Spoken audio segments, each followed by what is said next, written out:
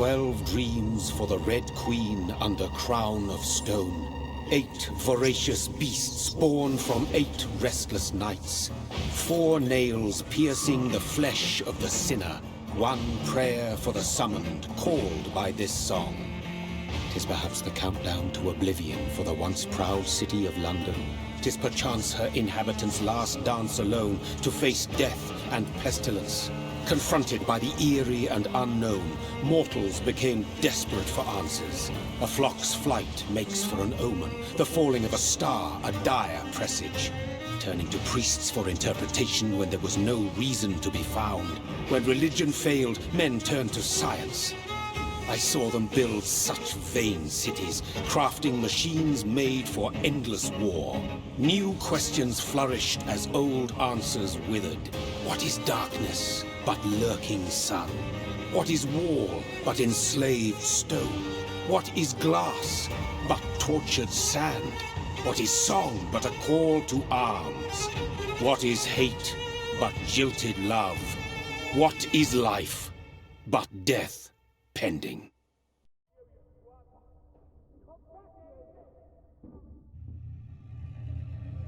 Death. Since the apple was plucked from the sacred tree, mortality was believed to be God's punishment, a righteous snare to keep mankind from ascending to the stars. They were all so wrong. Death is not a wicked thing, nor some holy retribution. A true punishment would be to never know its sweet kiss. Awaken from the harshness and be born once more.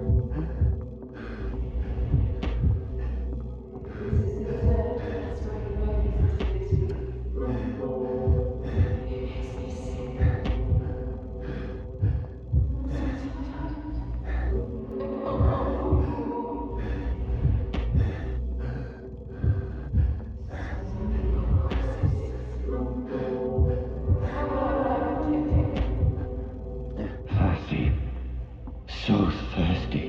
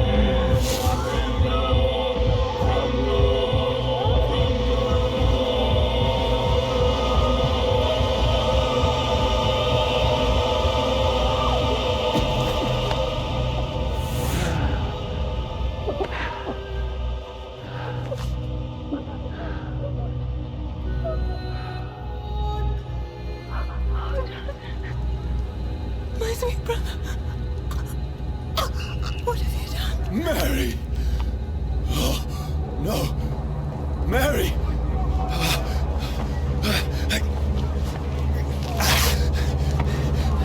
Hold on! Please, hold on! Oh, God. Oh, no. Mary!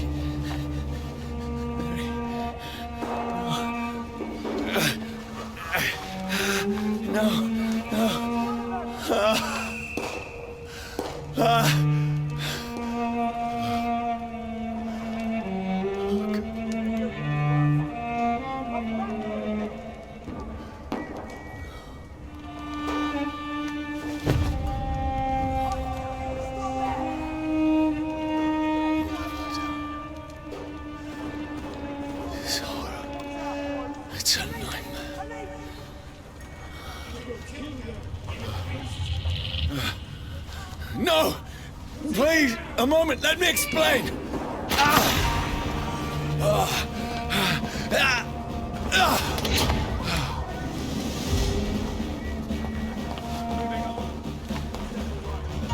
These patrols are after me. This is a nightmare. Stop there! I need to get out of here.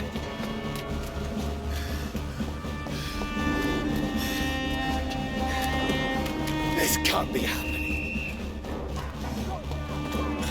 Over there! There's one of them! No, please, stop! I mean you no harm. What's going on? Oh, Mary.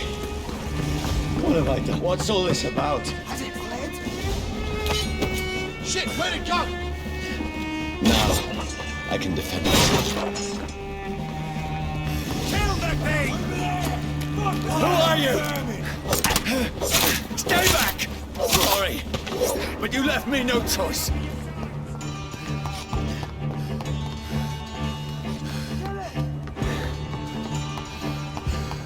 Who are you? Stupid beast! Right there, alive!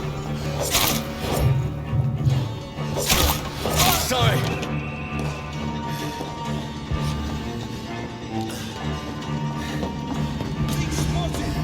No, please, stop! Doesn't like fire, does it? Who are you? It's one of them vermin!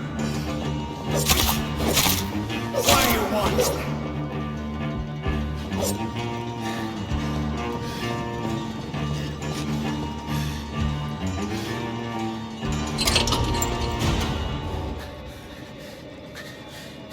I mean you no harm. I need help. Die, you fucking leech!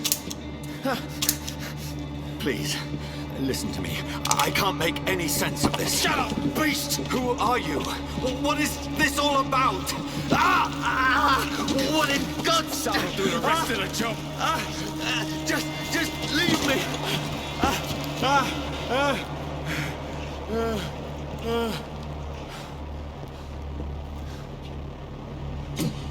The sun. It feels like it's burning me to the bone.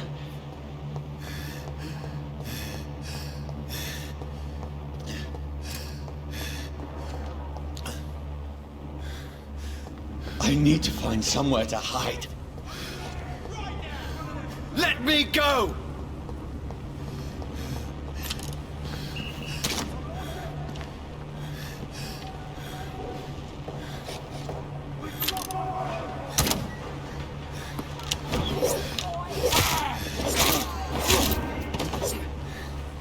I need to find shelter.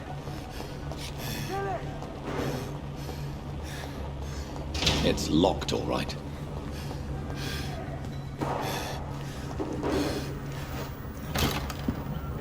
Is anybody there? What is this place?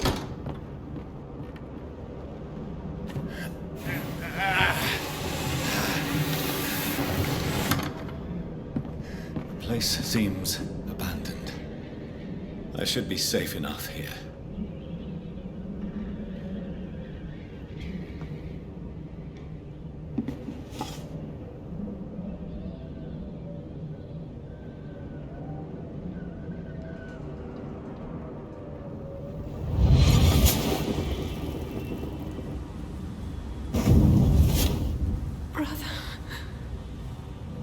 What have you done? Mary! Mary! Mary, I'm sorry. Whoever did this to us, I will find them.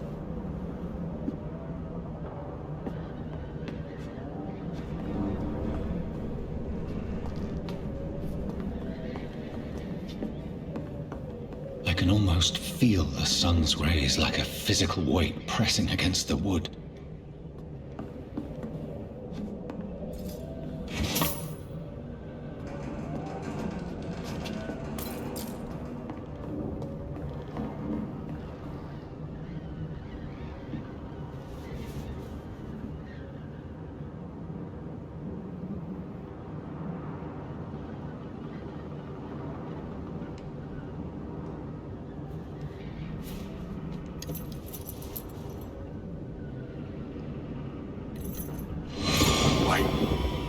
This one's dressed up fancy. Let's run through his pockets. Picking the dead's pockets? Are you serious? I've still a rent to pay. He's got no more responsibilities. What's this? Gold watch. Beautiful it is. We fancy it and share the takings. I suppose we are undertakers. Now, give him an Eve.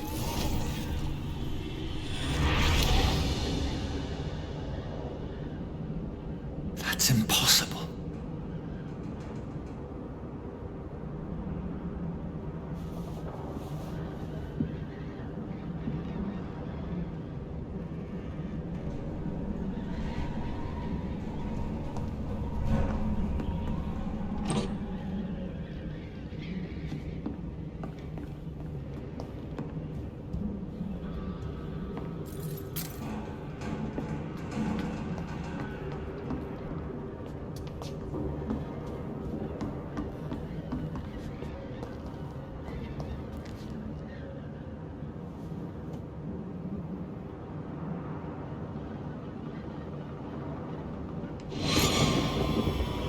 Dreams for the Red Queen that sleeps under crown of stone, that she might linger longer, her eyes as white as snow. Who goes there? A prayer summoned by warring song. A child born from darkness must take center of his power. Who's there? Are you referring to me?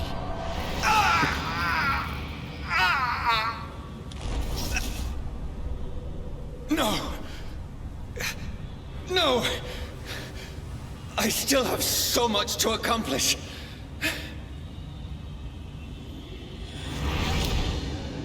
I still have so much left that needs doing.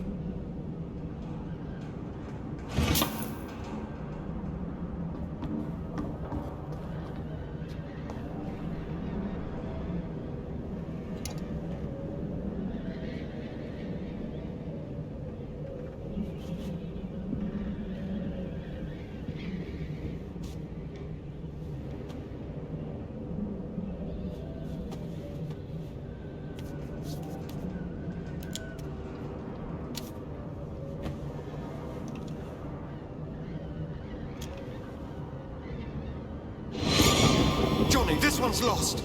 We need to leave. And now! No! There's time. I can save him. That's the enemy coming! The orders are to evacuate the hospital! Done. He'll live. And now what? We fight. Killing is a hell of a lot easier than healing.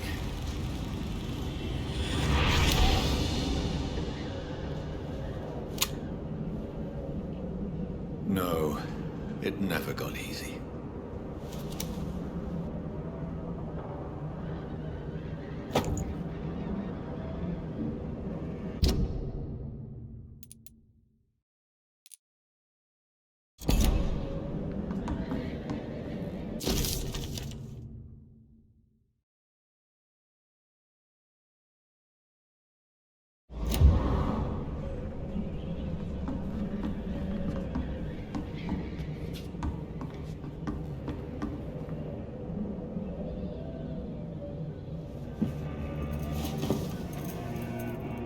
This makes no sense.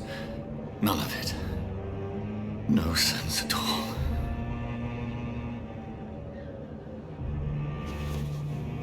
It's a nightmare. That's it.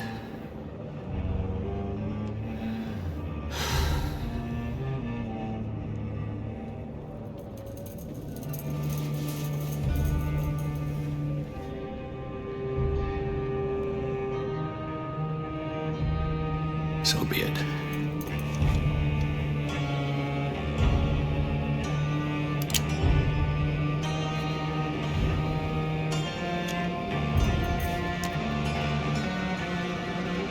Rational thinking only.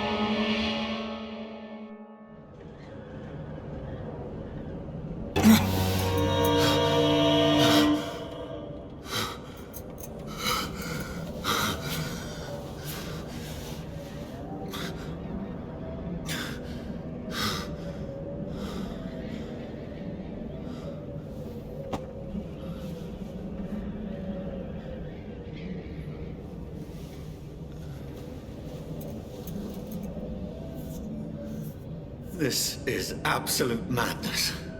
I've lost touch with the real. Madness it is, as mad as the moon, who changes blood in sunlight into a glowing reflection.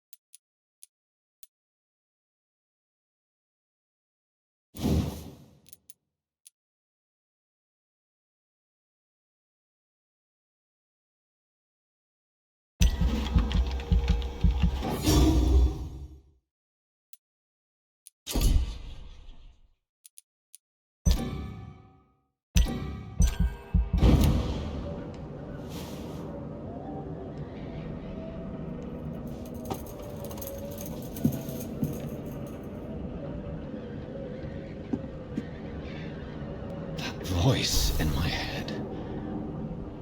If I'm not mad, then it must belong to the one who made me what I am. I must find him to understand what I have become.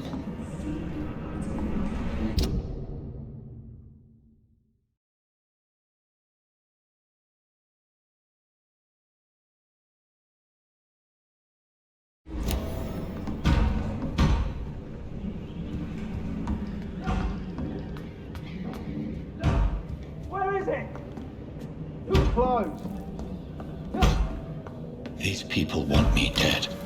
I need to leave now.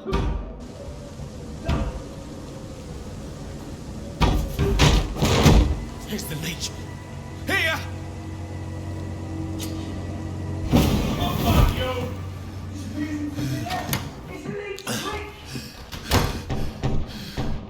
My head's spinning. Oi! Come out, you coward! Clever fucking beasts. It's locked.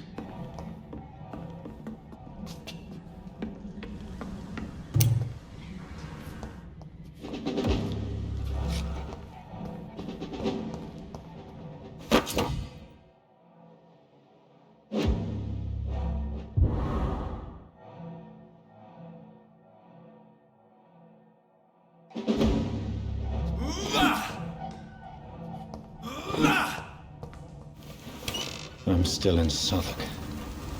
I must reach the West End. Over there! Go back There's one out. of them.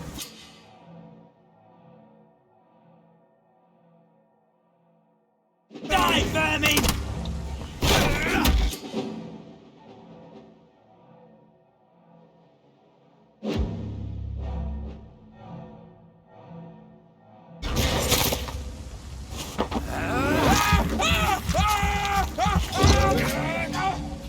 Not been bitten.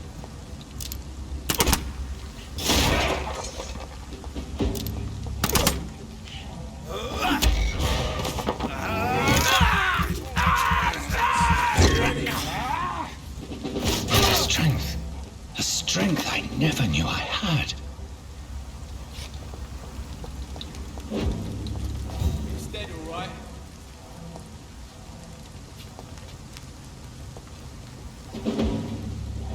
Leech spotted! Watch out!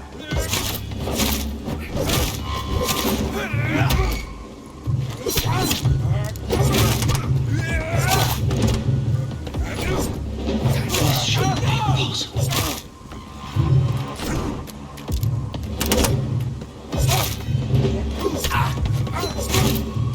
Every sinew, every fiber of my being is afire.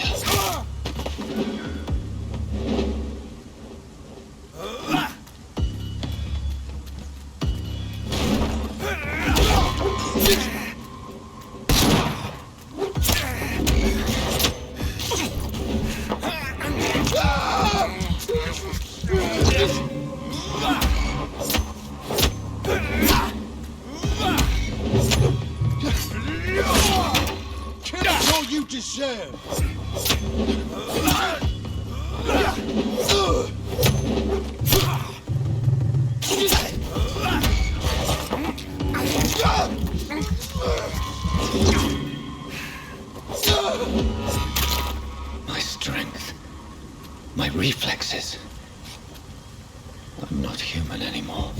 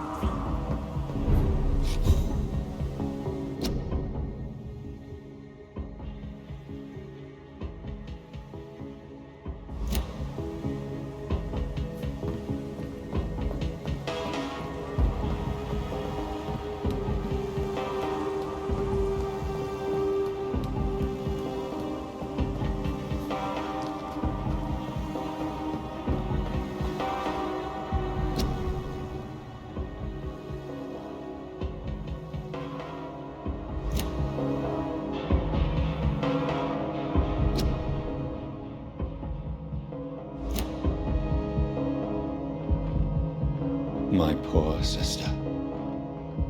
If only I had controlled my need for blood. Mary, someone will pay for what happened to you.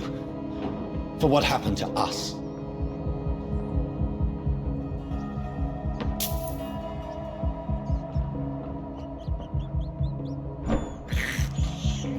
This is despicable.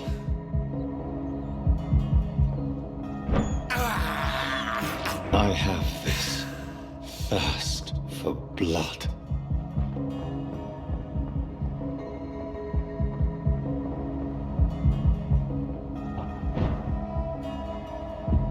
The dizziness from the jump. I can now control it.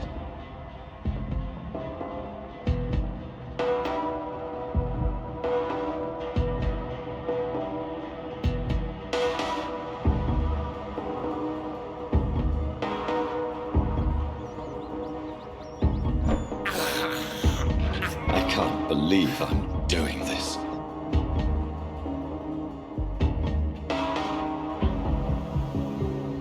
What will London have to say to me? I've so many questions unanswered.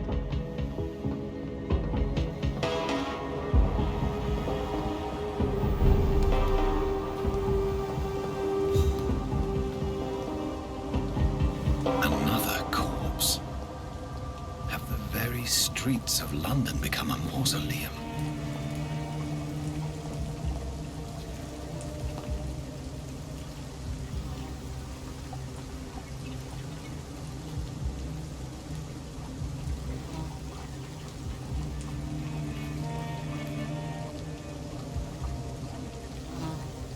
The man has been drained of all blood, but I can still smell the scent of it.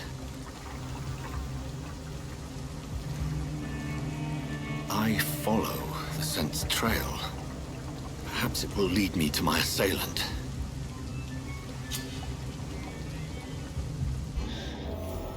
Fresh blood. The smell is so strong.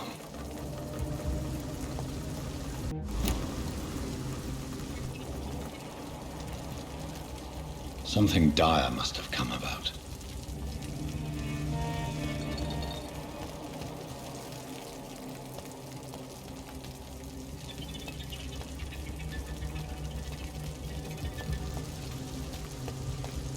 Where has everyone gone?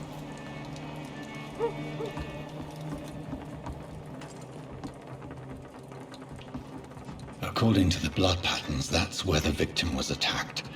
So that must be the killer's trail.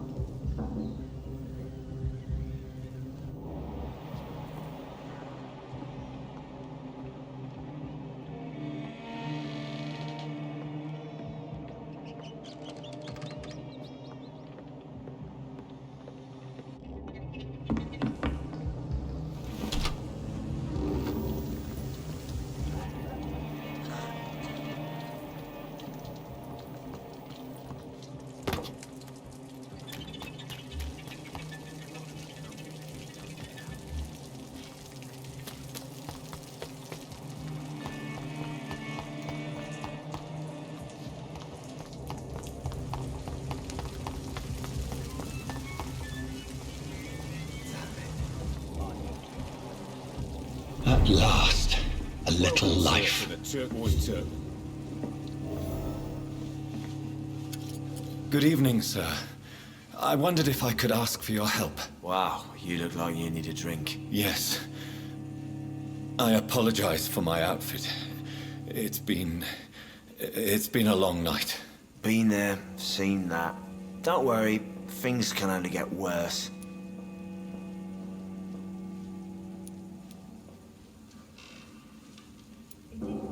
What's going on around here? It's like everybody is hiding. You must be new here. Have you not heard about the murders? Everybody fears the return of the sewer dog. Who is this sewer dog? It's the local bogeyman. Convenient answer for every crime that happened for decades. You murdered someone, blame the sewer dog, eh? You make it sound like it's a fairy tale. People will always believe in monsters. It's easier than accepting their own darkness. We can all be monsters.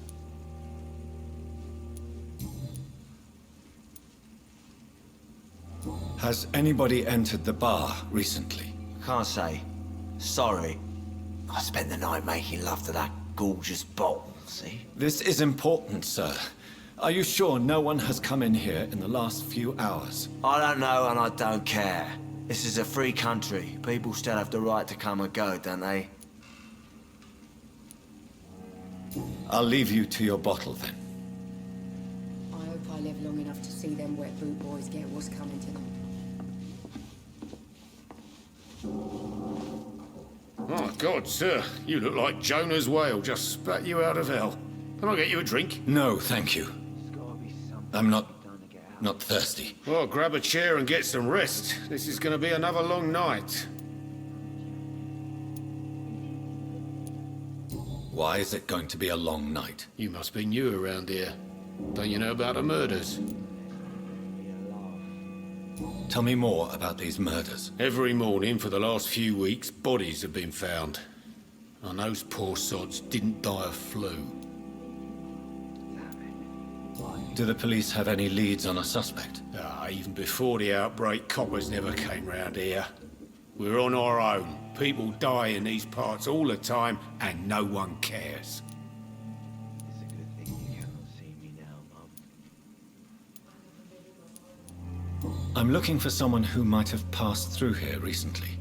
Wondered if you might help. It's been quiet tonight. The only other person I've seen went straight up to his room. Thought it was kind of rude, actually. You mean he's still here? Well, yeah. He paid for the entire week.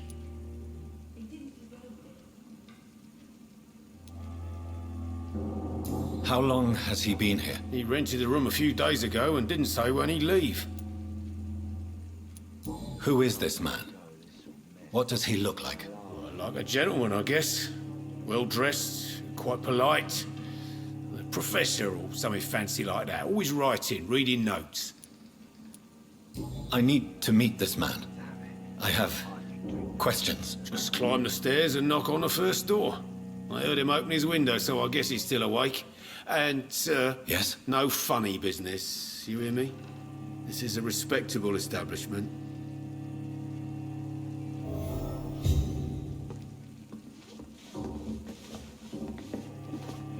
You again. What can I do for you?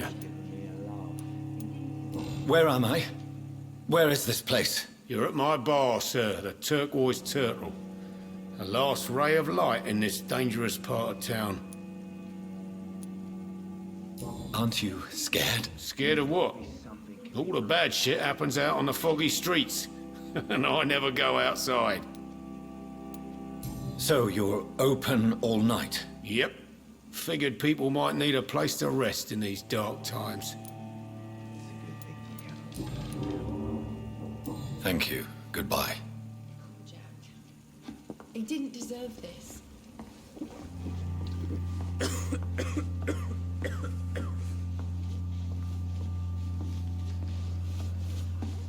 Hello, sir.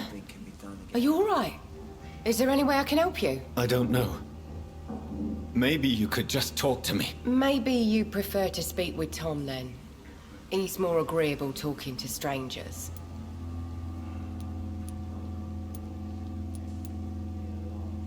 I just want to talk. I didn't mean to scare you. I'm not afraid, sir. It's just I've other customers to take care of. I only see one customer. Oh. Well, yeah, of course. I mean, I best check on them. What's going on around here? Where is everyone? Too many dead, sir. First the epidemic, now all these terrible murders. The murders? What can you say about them? Bodies found in the streets every morning. Drained of blood. It's just horrible. Some say the sewer dog is back. The sewer dog? What's that? No one knows. People have always disappeared around these parts. The ancients say it's the sewer dog coming out to feed. But now he's killing in the streets. What have you heard about the epidemic? There's a Spanish flu. Yeah. Killed so many last summer. Thought we'd seen the last of it. Dozens dying every week. Are the authorities doing anything? Nothing. There are so many quarantine zones in London now. It's gotten really hard to travel across town. What is this place? This is Tom's bar, the Turquoise Turtle. I'm the barmaid here, Sabrina, if you want to know. Are you always open this late at night? No, it's only since the epidemic started. Tom thought that people may need a safe place to stay. You don't seem to have much business. Where is everybody? Well, most people are sleeping right now. And those that are awake tend to avoid going out. What with the murders and all. I'll leave then. Thank you. Bullshit mess. No?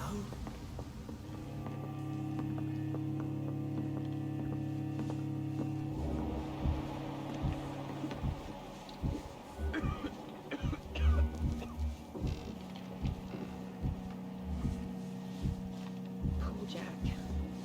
He didn't deserve this. Damn it. I think drink no longer stirs me. Hello, sir. Are you all right? Is there any way I can help you? I don't know. Maybe you could just talk to me. Maybe you prefer to speak with Tom, then. He's more agreeable talking to strangers. I'll leave then. Thank you.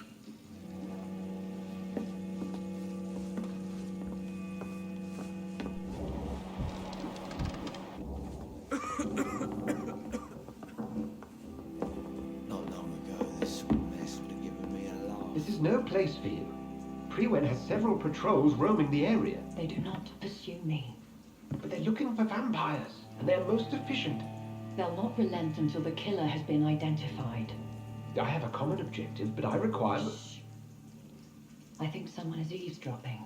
Are you certain? You might as well come in, whoever you are.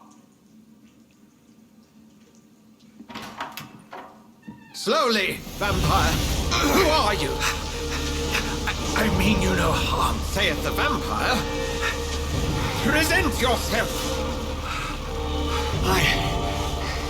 I need a word.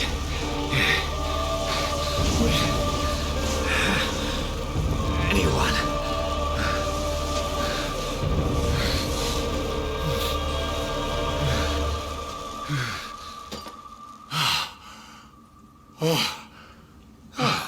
Well, that's something I can do for you.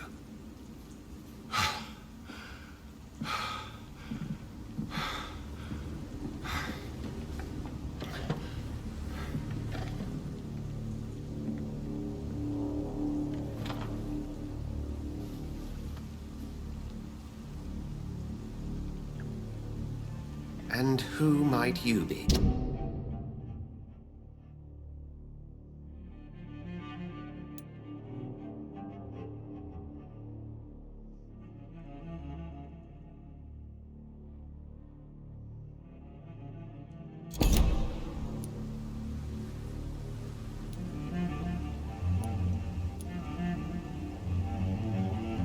Tell me, who are you? First, tell me what you want. Then I may tell you. That's none of your concern. Sir, you have entered my room in the middle of the night, pale as a corpse and shaking like a tree. So please, indulge me. Someone is molesting people. In fact, killing them. Biting them. The calling card of a vampire. Like you.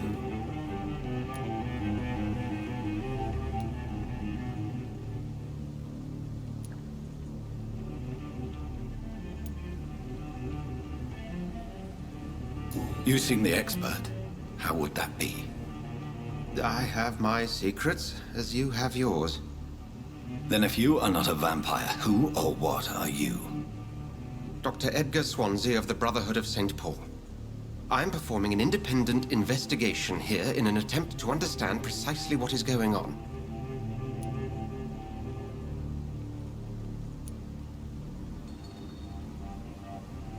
I heard another voice, that of a woman. Who were you talking to? Ridiculous. I've no idea what you're talking about. Something tells me not to trust you. Then the feeling is mutual.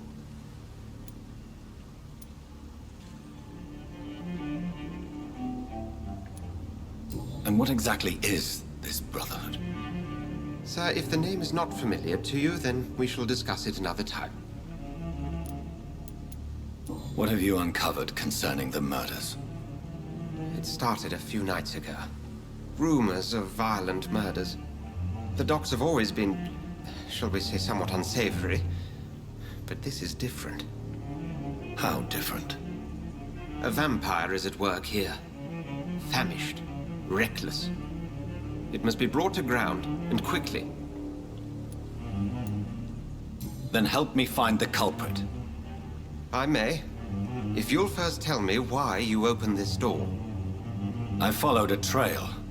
The scent of blood from a recent victim. It led me here. You thought I was your aggressor? That explains a great deal. We're both chasing the same shadow.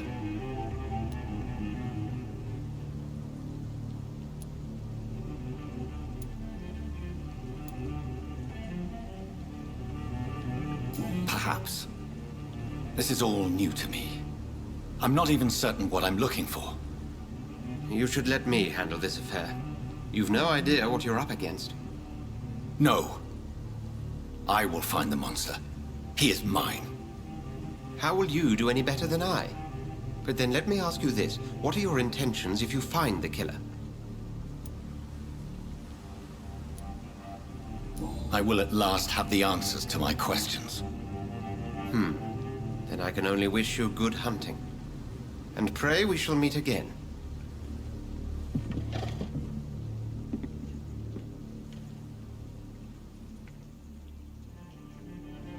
Can I have some privacy, please?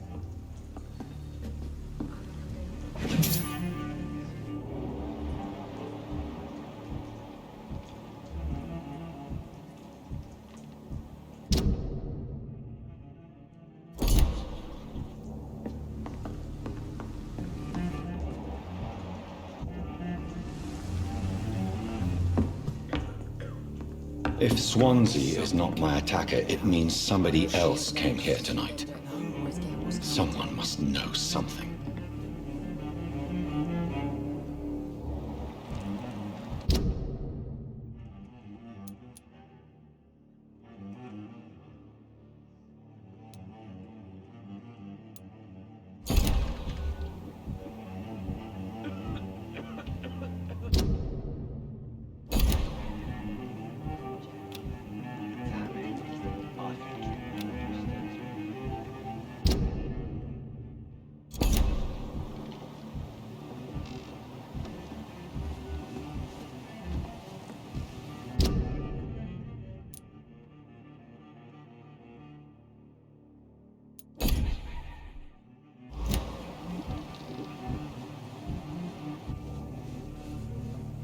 Not long ago, this sort of mess would have given me a laugh. Hello, sir. May I disturb you again? And you're still ugly as sin. I'll leave you to your bottle, then. I hope I live long enough to see them wet boot boys get what's coming to them. Evening, sir. Can I help you? I have a few questions for you. Well, if you must. I spoke to Dr. Swansea. He's not the man I'm looking for. Now, I want the truth. The truth? What do you mean? I suspect that someone else was here tonight, and I don't think Tom wants to tell me about it. I'm just the barmaid here, okay? If Tom says you're the only visitor we had, then you're the only visitor we had. I can feel your fear, madam. Please, tell me what's going on. It's Will. William Bishop. He came in here earlier tonight and he... Well, I thought he was going to clock someone.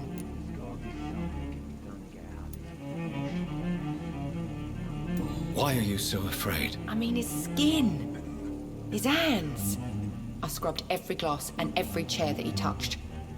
God, I hope it's not contagious. What happened tonight? He was dead drunk, as usual. But my God, his eyes. His face. He must have caught something awful. He shouted and cried. It was terrible. Tell me about this William Bishop. Will was a sailor who worked at the canning factory before he lost that job. A nice bloke, really. He's never been violent. Until tonight. Why keep it a secret? Why not tell me about it? Tom's nothing if not loyal. After Will lost his job, he offered him one ear. They used to be good mates. But recently, well... Will started to get very aggressive. I see. Thank you for your candor. I'll be sure to talk to Tom.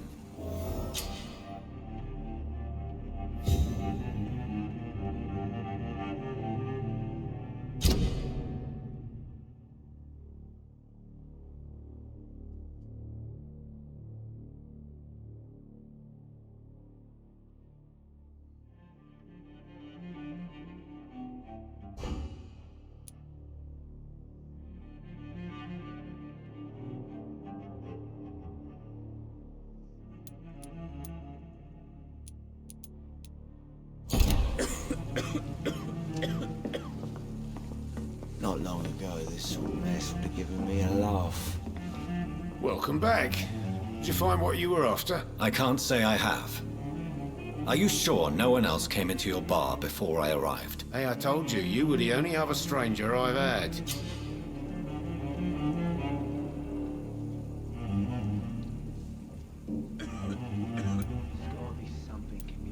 Tom, talk to me about the visit from your old friend, William. Yes, Will came by tonight, but he's not my friend anymore. Why lie to me if he is not your friend? I didn't lie. I said you were my only unannounced customer, and that's the truth. Who is he? William. Just an old sailor who loves his gin too much. He worked for years at the canning factory before it closed. How was he tonight? Was he different? Sicker than usual, perhaps. He whined and mumbled about how mean people were to him and how he'd like to talk to me outside, and then he left when I refused. Is he dangerous? Yeah. Like many drunks, he's all bark and no bite. He can barely stand up most of the time. I need to find him. It's a matter of urgency. Do you know where he is? You could try his boat. It's up by the North Pier. He sleeps there when he's too drunk to get home. Please describe him to me.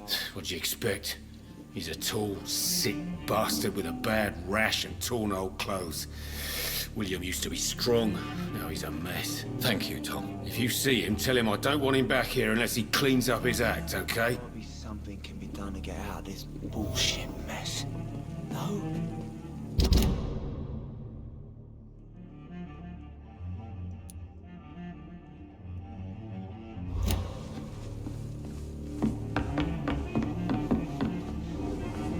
Poor Jack. He didn't deserve this. This would have given me a laugh.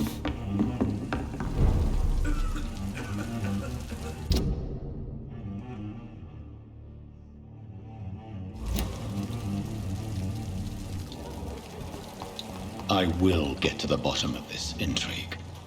What's been done to me? to this city.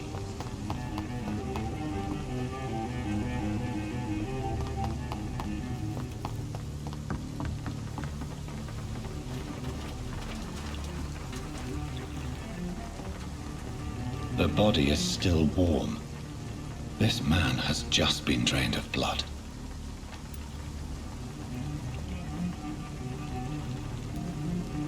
This corpse has been dried of its blood, just like the previous victim. This man was armed. He tried to defend himself. What's this? Some sort of note.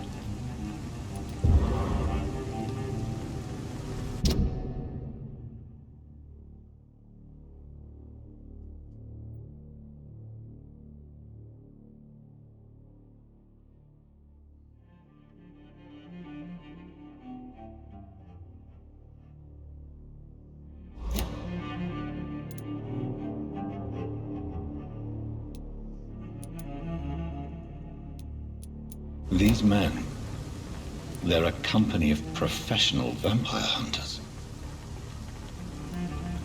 Blood and empty gin bottles. This Bishop fellow is something of a heavy drinker. There are blood splats on the other side of the canal. I must reach that barge.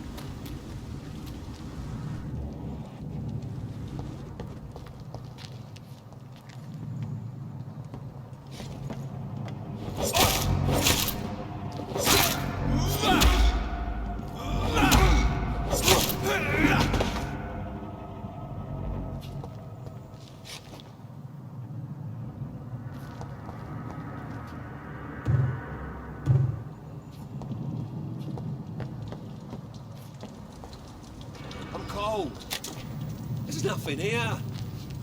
Let's head back to a warm fire. Shut that foolish mouth of yours. You ever known McCullum to be wrong about anything? No time I can remember. It's locked, all right. 3 weeks to the day. All the more reason to shut it, Mr. Billy.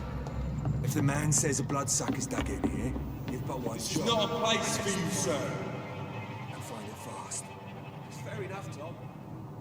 But why do they hide where it's so damn cold?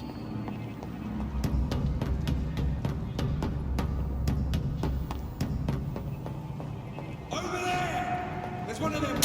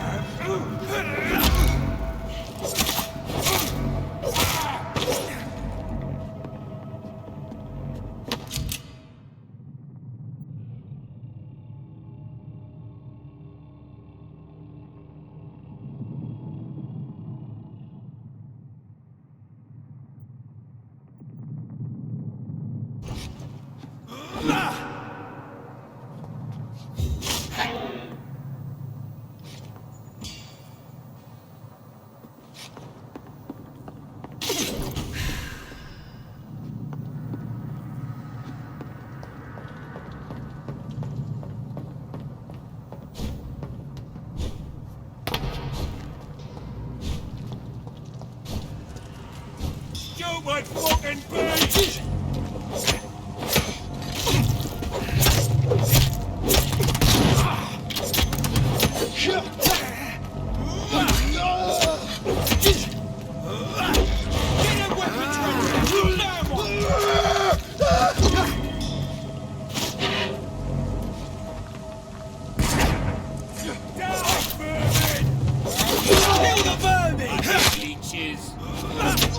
Christ! He's dead!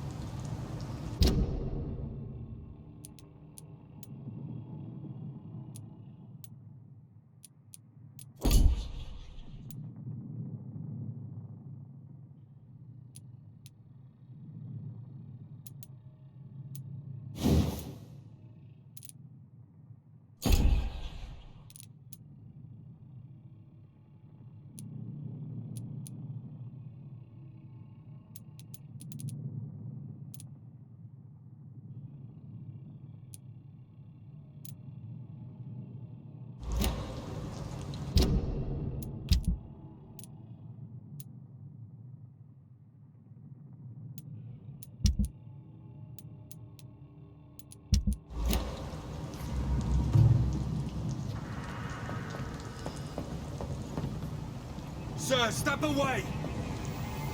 Over there!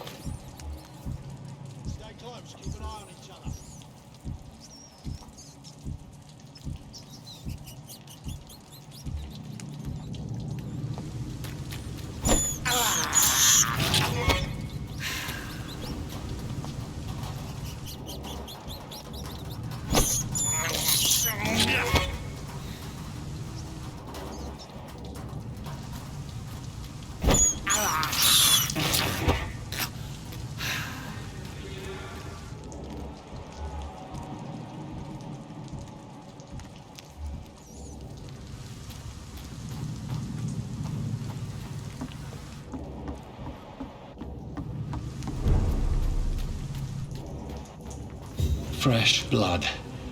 The whole building reeks of it. The scent is so strong it makes me dizzy. It's this first, you see. I need a drink. I'm so thirsty, William.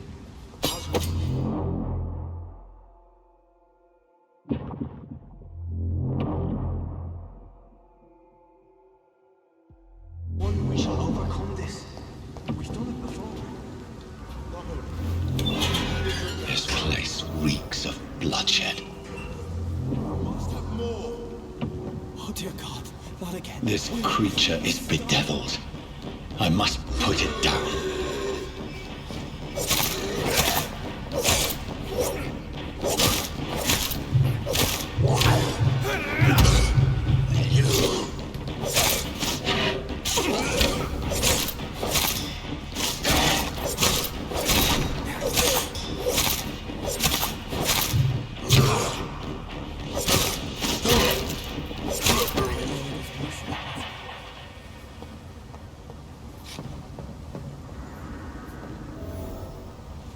William was an honorable man.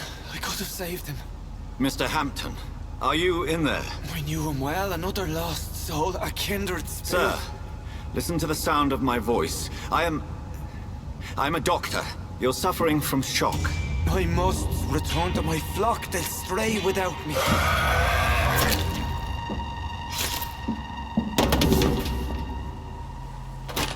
Remember, certain skulls are every bit as resistant as we are. Who are you? What do you mean by skull? You truly are a newborn. I should have realized. Wait. You are the woman from the bar. Are you like me? Can you help me? I believe, sir, I already have.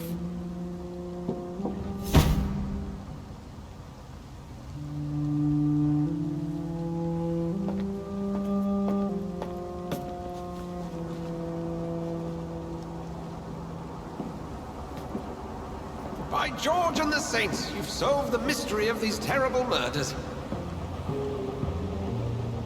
Patience, good fellows, I've come to offer help. Just give me a moment to secure my boat. We can leave this awful place. William was not the evil man they claimed. He was just taken by the thirst. He needed this drink. This man requires medical attention. You'll see he gets to the nearest hospital. No, please, I must tend to my fold. My flock needs me. There, sir. Go with the good Dr. Swansea. He's resourceful, and I'm sure he'll take good care of you. You'd best come as well. The sun is soon to rise, and you'll need a place to rest. I just need a moment. If I can learn something about what has happened to William, I'll be a step closer to understanding what happened to me.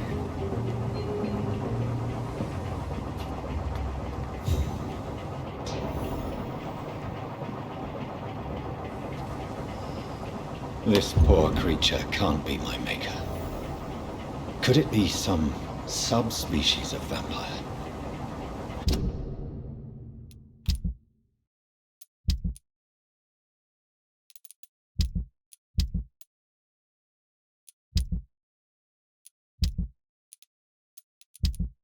I must find a place to analyze the blood.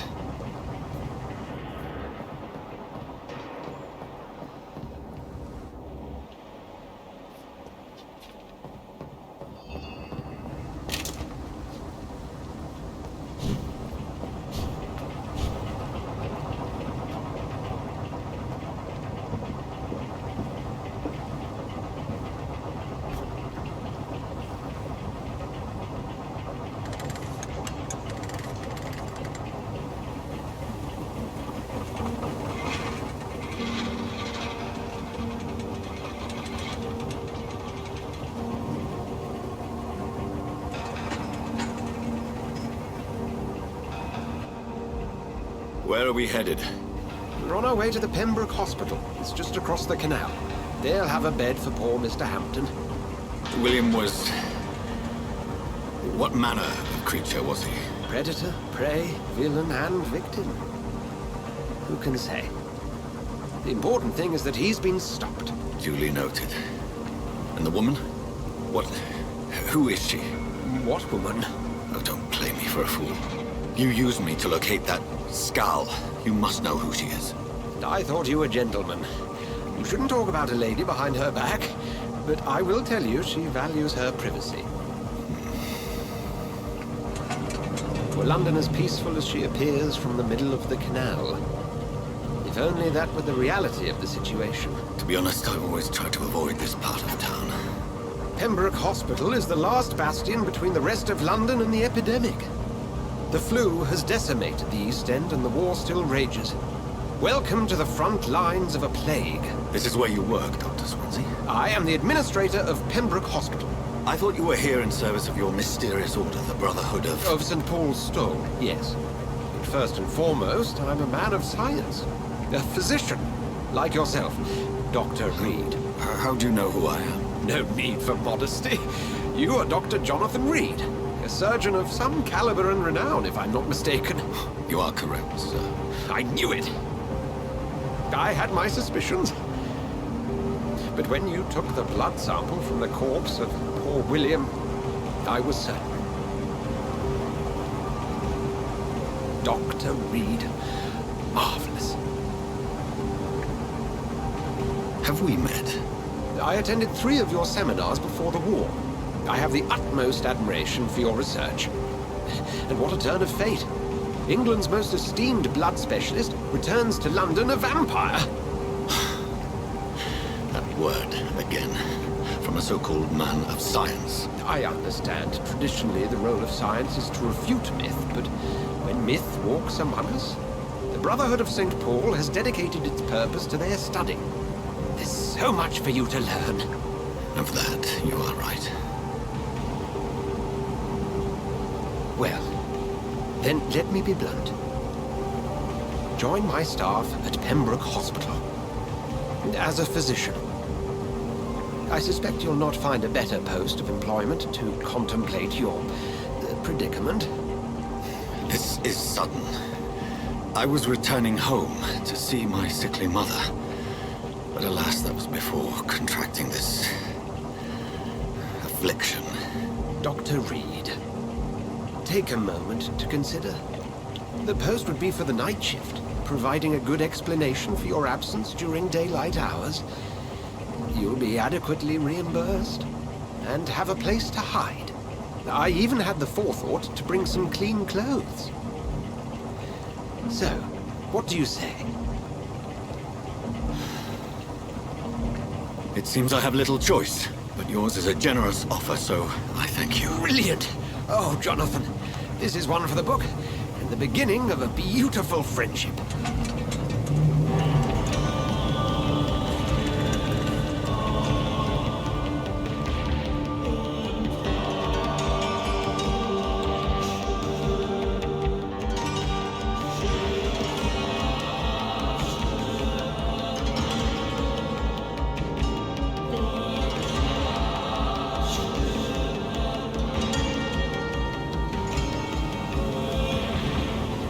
Dr. Swansea, thank goodness. I was beginning to be concerned. Worry no more, Nurse Crane, for I bring good news. Oh, Doctor, what a night. We lost 2 more patients. Nurse Scow said she couldn't take it anymore and resigned. Yes, well, I'll make a new rota in the morning. In the meantime, find a good bed for Mr. Hampton. Be sure to pay attention to his needs. Of course, Doctor. Oh, and Dorothy? Yes, Doctor? Dr. Reed here has just returned from the front. He served King and Country and will be joining us here at Pembroke. We're very lucky to have gained a surgeon of his talent, and one so experienced in blood transfusions. That is good news indeed, Doctor. Oh, yes.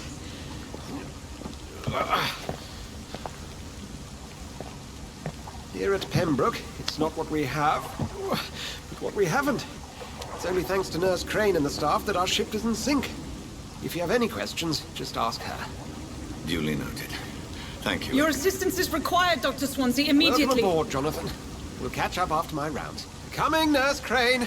I'm coming.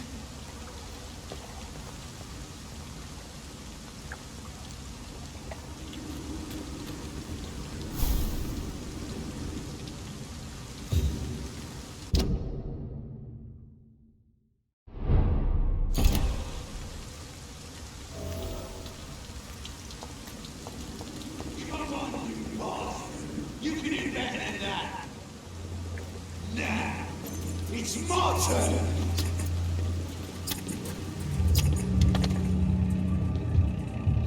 Rotten or pristine, each heart contains the seeds of life. Drink at this river, try it all.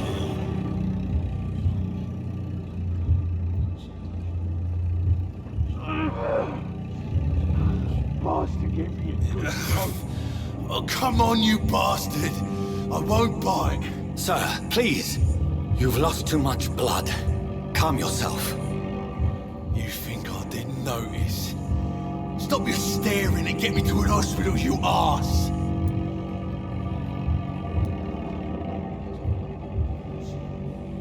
Insulting a good Samaritan. Not exactly the way to get rescued. Alright, sorry. I am in pain here. My guts are spilling out onto the street and you're yabbering on. Yes.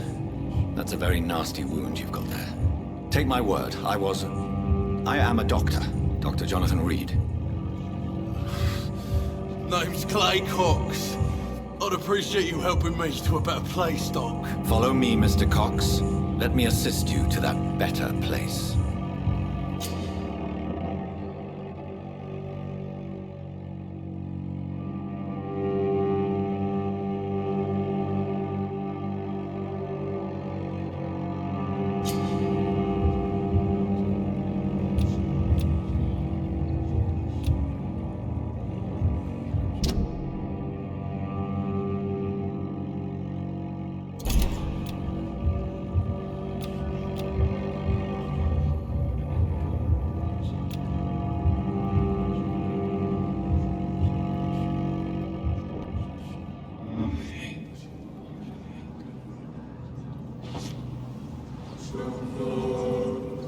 Bring this fading light into the shadows.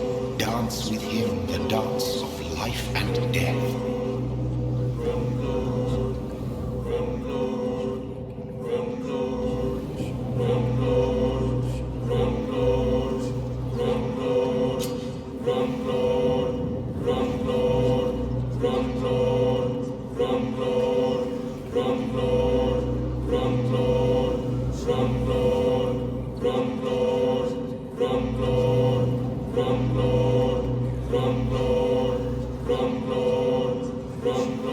No more.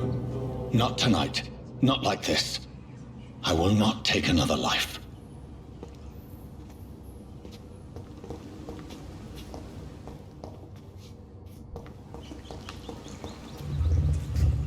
It is wise for the huntsman to sometimes let his prey go, but no famished hunter can run for long.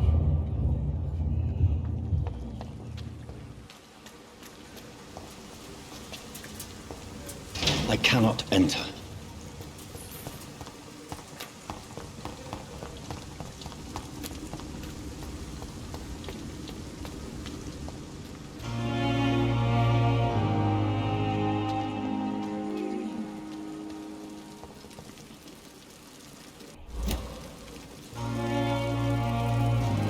Doctor, where have you been? I've little time to play hide and seek with new staff members, no matter how illustrious they may be.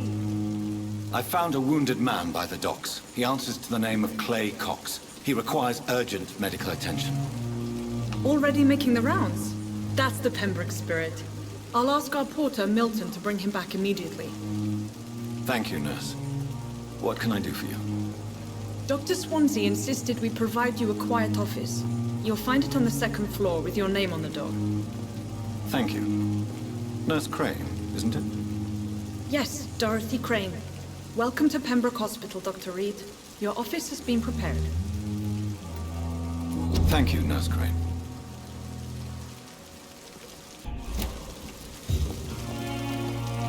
What can I do for you, Doctor?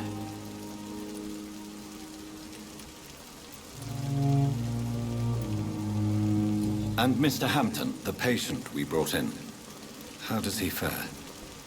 I gave him a sedative to help him sleep. Poor thing was in quite a state of shock. What kind of man is Dr. Swansea? Well, you accepted the job from him. I thought you would have known about your employer.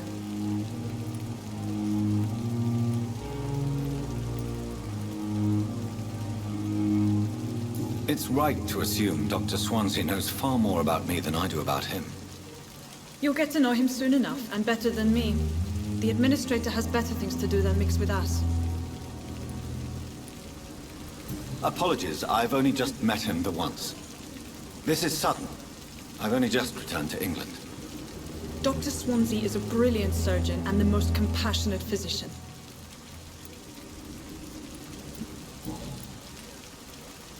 If you could point me in the direction of my room again, nurse. Second floor of the hospital, left after the stairs. It's the last vacant office at the end of the corridor. Thank you, Nurse Crane.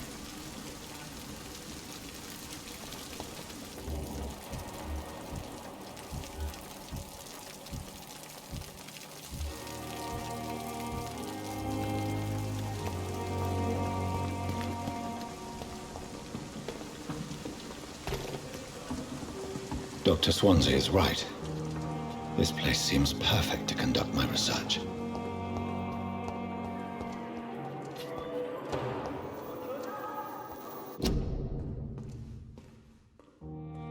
I wish I could be sick again. Feel my blood boil with the fever. Disgust on every street corner. The daily routine. Good evening, miss. I'm Dr. Reed, the new surgeon at the Pembroke Hospital. And who are you? Your name has no meaning to me, mortal. You're nothing but dust blown by the winds of eternity. I beg your pardon? What are you begging for, mortal? My clemency? Well, tonight maybe I'm inclined to mercy. You'll never forget the night you met Thelma Howcroft. You keep calling me mortal. Why is that? And if I'm mortal, what are you? Well, Dr. Reed, if you must know, I'm a vampire.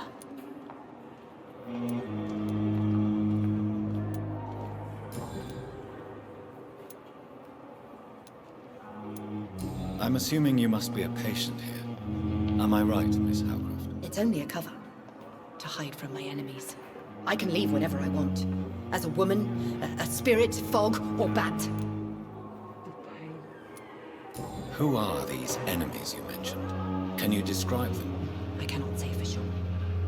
But I sense their eyes on me from nearby. I feel them watching me every time I visit the garden near the morgue. The staff here are not your enemy. They're here to help you, to care for you. I'm not speaking of the doctors in white. I'm speaking of the men and women who hunt me. For I am a vampire! I see. Don't worry. These people will not find you here. I'll personally make sure they leave you alone. Thank you, mortal. But do not interfere with them, for you are no match for those that hunt me.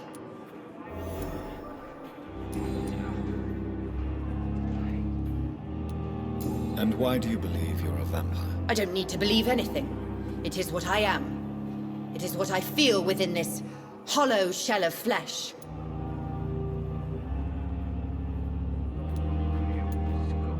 Please, describe to me how you feel. What is it like to be a vampire? I can hear my body crumble from the inside as my flesh cracks and fades. I sense the last pulse of postulant blood within my drying veins.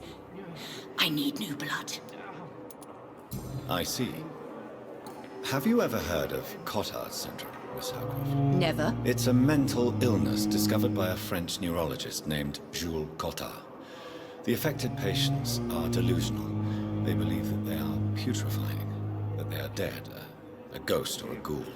Or in your case, a vampire. Delusional, you say? Oh, sad and petty mortal. You can't even begin to understand the concept of immortality. And you think it is I who am delusional.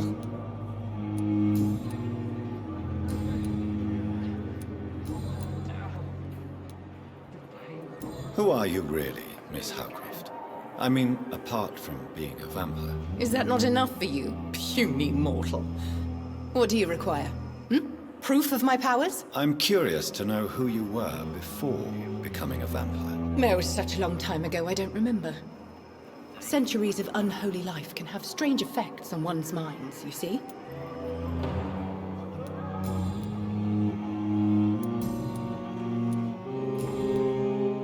I'll leave you, Mistress of the Dark, to your nocturnal activities.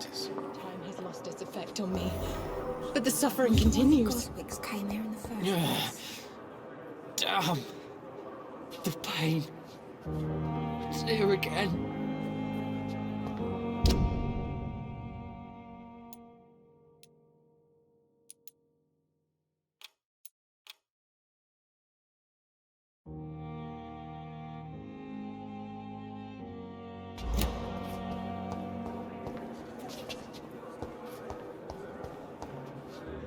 Good evening, sir. Can I help you? Unless you're here to fix my face. No. I don't think you can help me. I'm Dr. Reed. I've recently taken the position of head surgeon here. War injuries, am I right? You guessed right, Doctor. German shell took my pretty little mug right off. But they still call me Thomas Elwood.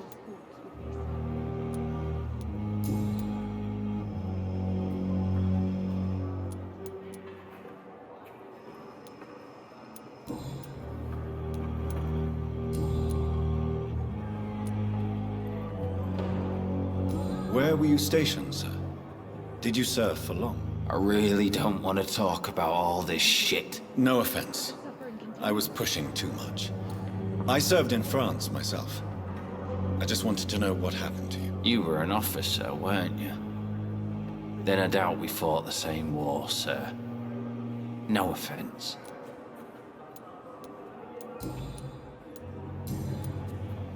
How is your stay with us, Mr. Elwood? Oh, it's bliss. I just escaped death in the trenches to be surrounded again by the moans of the dying. Can I ask you precisely why you're a patient here? It's the pain, sir. The drugs don't work. It just hurts under the scars, if you get my drift. Who is treating you? Is someone in particular looking after your case? Nobody since the old and tired doctor spoke to me. Started to think I was forgotten about. Wouldn't blame you. You don't seem worried by that. My face hurts so much more when I smile or cry.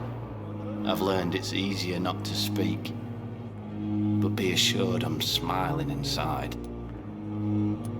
Can I do anything for your pain? Nurses gave me a bunch of pills. No effect. Told you. It's like the flames are under my skin, burning away.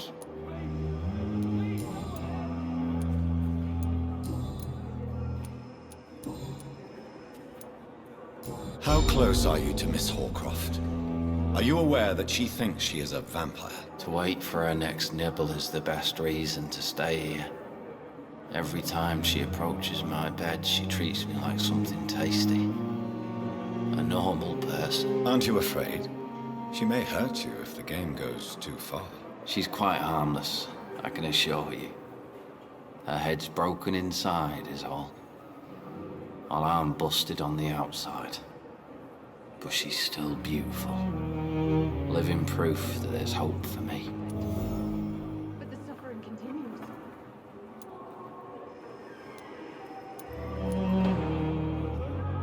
So do you let her bite you?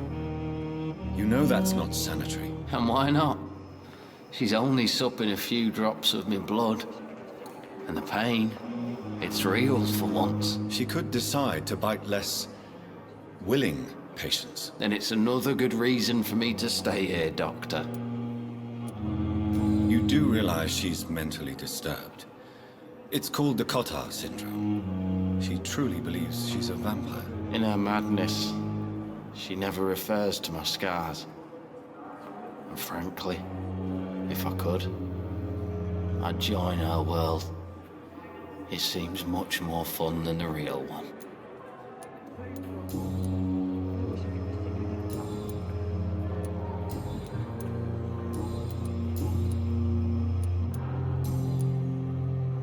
Goodbye for now, Mr. Elwood.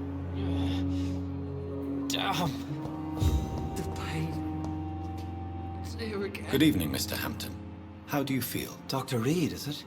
Oh, sir, I must apologize for my behavior. What do you mean? I was not myself in the factory.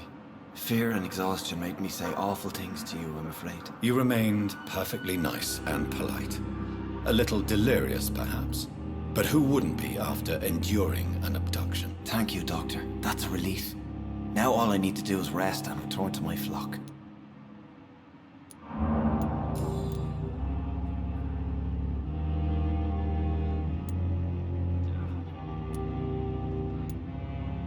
How did you end up in William Bishop's den? I had received alarming news about his recent behavior. I went to his place and he refused to let me go. Why did he abduct you? William was an alcoholic. His addiction suddenly changed to blood. I don't know why. Just like a patient I met here. This Miss Hawcroft. You dared to enter this awful place alone. You're a hero, Mr. Hampton. Or a fool. I'm just a man trying to help his friends, Dr. Reed. William Bishop was a conflicted soul, searching for light. What is the general situation in the East End docks? The situation has always been tough, with a lot of tensions between the gangs and the dockers' trade union. The Wet Boot Boys are very nervous since they lost their leader. Who leads the gang now? Since Clay Cox went missing, it's his wife Edwina who runs the show, with the assistance of her minion, Booth Digby. Has the gang been threatening you? Ah, no. I've had this nickname for so long, you know, the sad saint of the East End. No one dares to bug a saint, not even criminals. Do you know Tom Watts, the bartender from the Turtle? I met him before I found you in the canning factory. Tom? Yes, of course. Always the helping hand, good old Tom. Without men like him, corruption and despair would have wiped out the East End long ago. Who should I avoid in this part of town, then? Any particularly evil figures? Not really. Most men and women are just doing their best. And it's not my habit to speak ill of people I know, Doctor. People are still in despair. How could it be otherwise? The authorities have left us all to rot in this contagious nightmare. No drugs, no advice, nothing. It's a damn shame.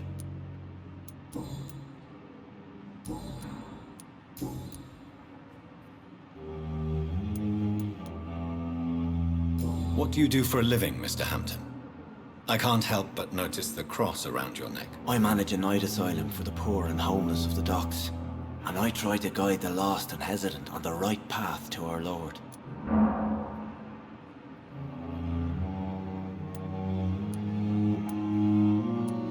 Are you a priest, Mr. Hampton? A deacon, maybe? Not at all, Doctor. I'm just a man of faith willing to preach the good word. Why didn't you use your cross against William Bishop? To repel him somehow? That's a very strange question, Doctor. A cross is no magical token, if that's what you were trying to say. Not mine, anyway. Have you made friends since you arrived? Not really, but I recognize Miss Harriet Jones. I knew her when she lived by the docks. That poor woman had such a miserable life. You never came to see her here at Pembroke? Receiving visits when sick can be an important part of the healing process, you know. We're not just bodies. You're preaching to the converted now, Doctor. To be truly honest, I thought she was dead. She left the docks many months ago. How do you feel, Mr. Hampton? Medically speaking, I mean. I feel exhausted. Beyond exhaustion, actually. William drank so much of my blood in his madness. I feel empty. You're in good hands here. Dr. Swansea is well versed in blood transfusion, and I'm sure he'll take the best care of you. Thank you, sir. I believe all I need is rest, and then I can go back to the people who need me.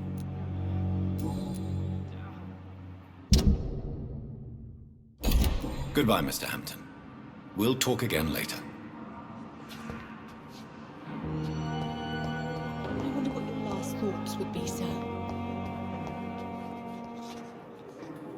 Good evening, nurse. Good evening, Doctor. I don't think we've been introduced yet. My name is Pippa Hawkins. And I'm Dr. Jonathan Reed. Dr. Swansea has recently offered me a position in this hospital. Well, it's a euphemism that your help will be appreciated, Doctor.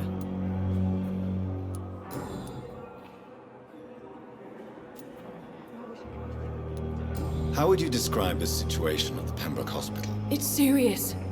The flu is wreaking havoc amongst the staff and patients. We are running out of everything.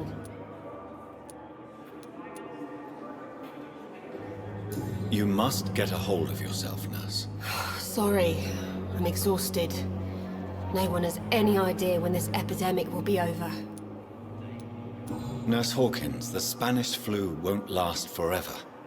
Even the Black Plague didn't kill everyone. I wish I could believe you. But what if this epidemic was worse? What if in the end, nobody was spared?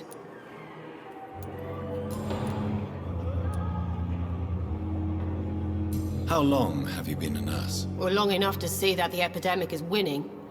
And no matter how qualified you are, don't tell me you'll change that. You'd be surprised what dedication can achieve, Nurse Hawkins. In medicine, sometimes we're just a test result away from a miracle. Sorry, Doctor. I don't want to sound bitter, but I'm just too tired to give a pep talk like Nurse Brannigan.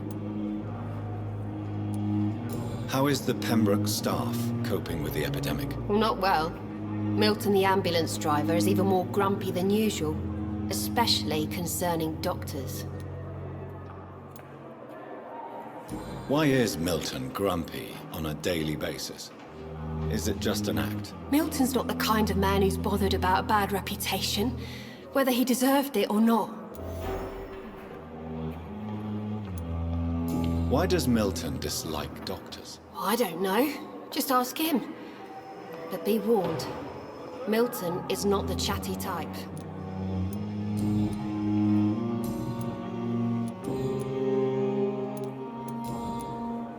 Goodbye, Nurse Hawkins. But the suffering continues. Real disgust.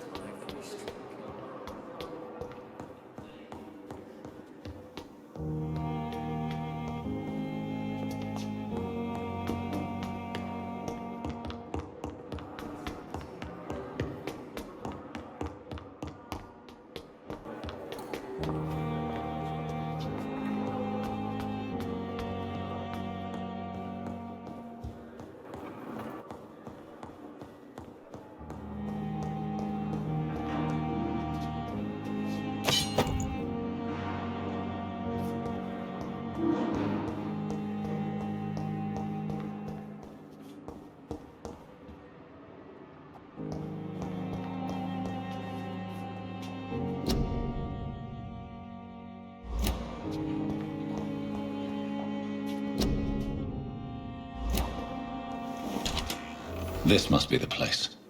It's definitely away from prying eyes. Relegated to the shadows. A kingdom of my own. At least I won't be sleeping in a coffin.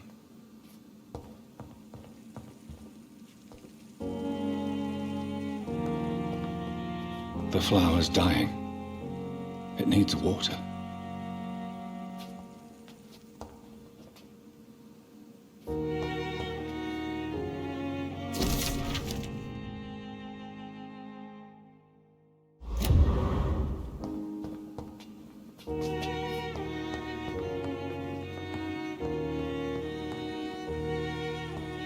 The flower's dying.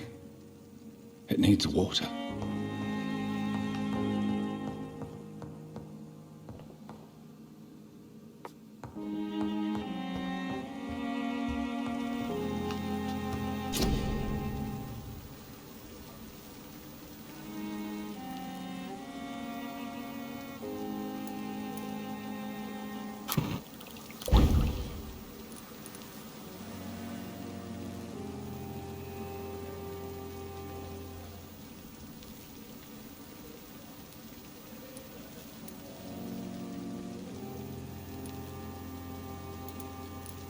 William Bishop's blood is much more unstable than human blood and shows extensive mutation. But this is not what happened to me. I must keep on searching. The sun is about to rise. I can feel it. I'll continue tomorrow night. I have so much time now.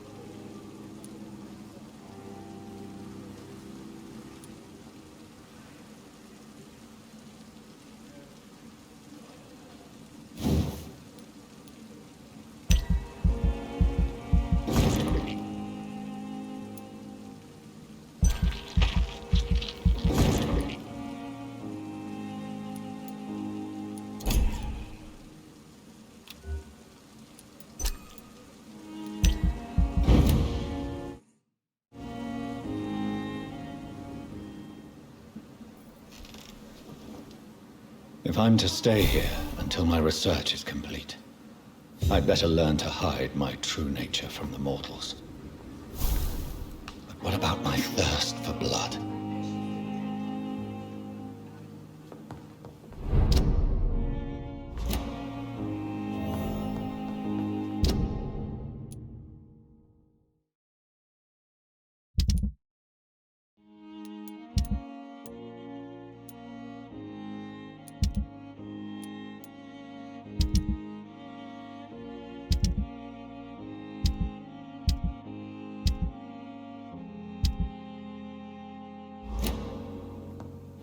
Hurry now, Doctor. It's freezing here.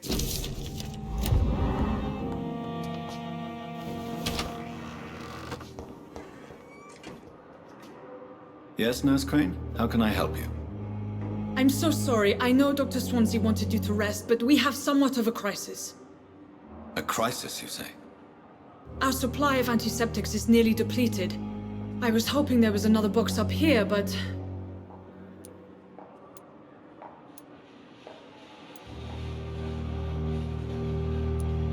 What type of hospital are you running? No antiseptics?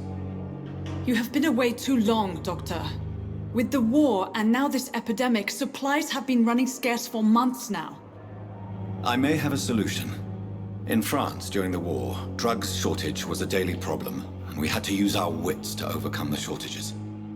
However do you mean? If combined correctly, certain household chemical products can be used in a pinch instead. Now, where's the hospital storeroom? The storeroom? Fat chance. This is the Pembroke, and space is luxury we don't have. Everything used to be stored in the old morgue. Perhaps I should look there first. Where is this morgue? It's the large building behind the hospital. You'll need to go in the back door because it's been sealed off for sanitary reasons. Take this key. It opens a small back entrance at the end of a narrow street. The abandoned morgue behind the hospital. A small door at the end of a narrow street. On my way then. Thank you, nurse.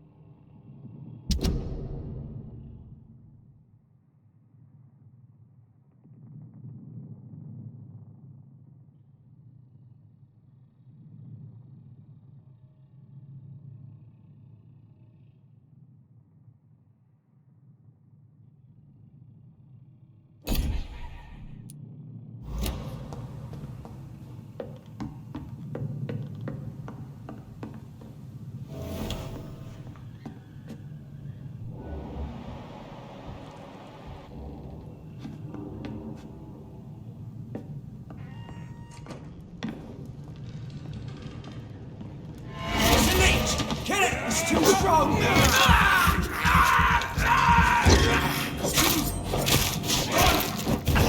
Over there! There's one of them vermin!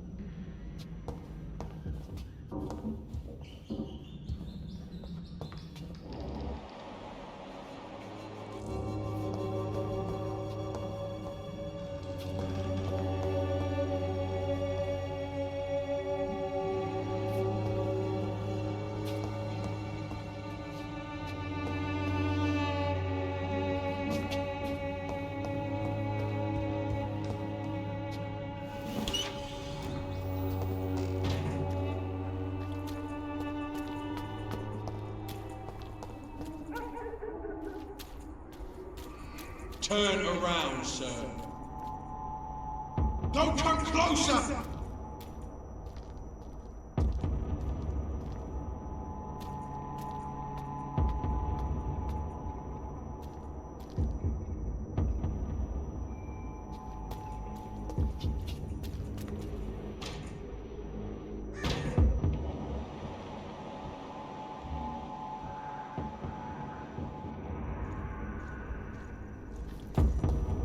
Oi, yo, stop there!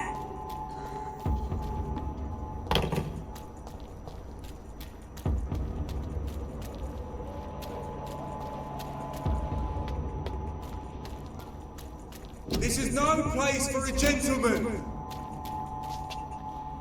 Did you hear me?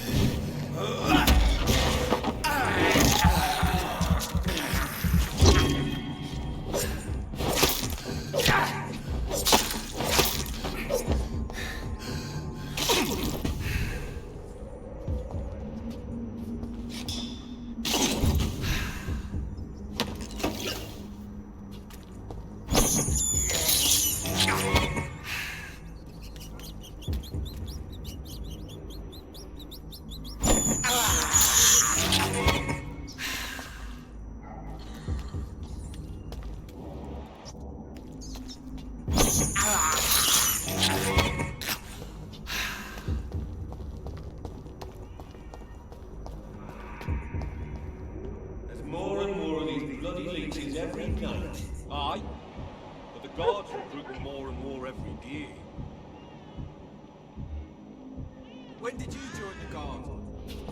2 days ago. This is my first patrol.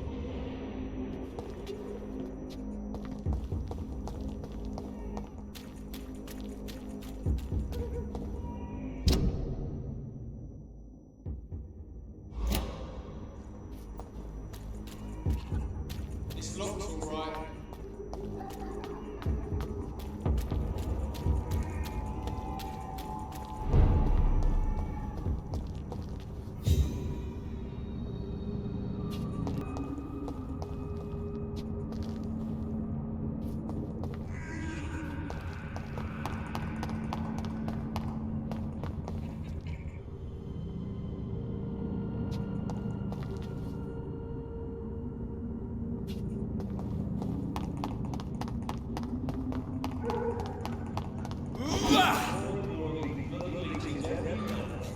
Stupid beast! Over there! There's one of them burning!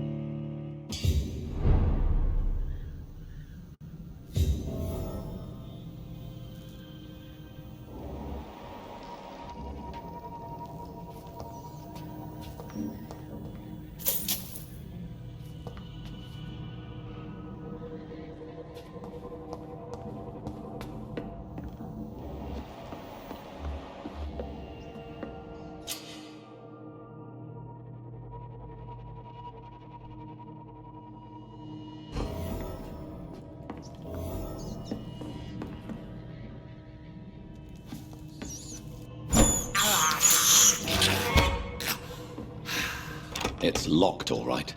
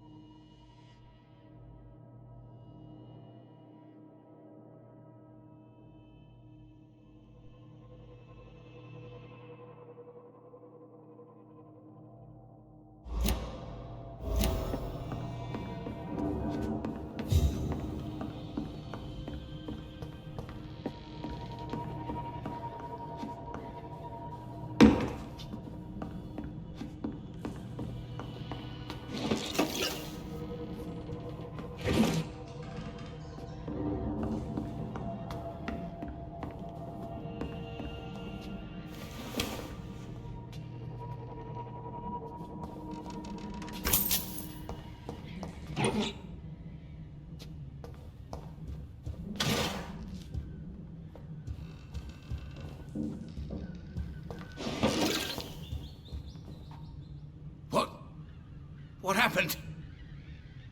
Who are you? It's all right, sir. You're safe now. Oh, a fellow Englishman. Thank you, sir.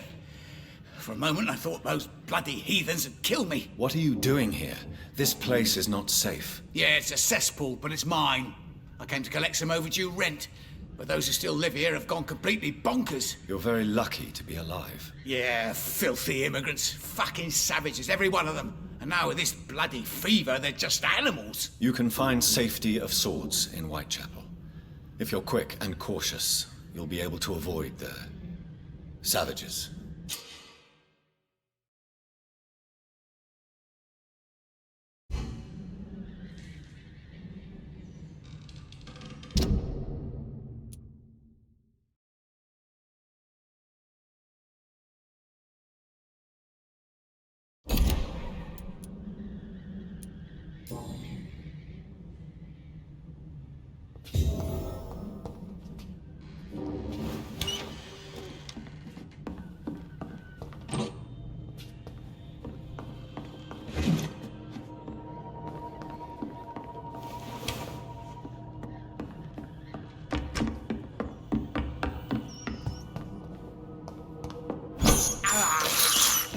This is despicable.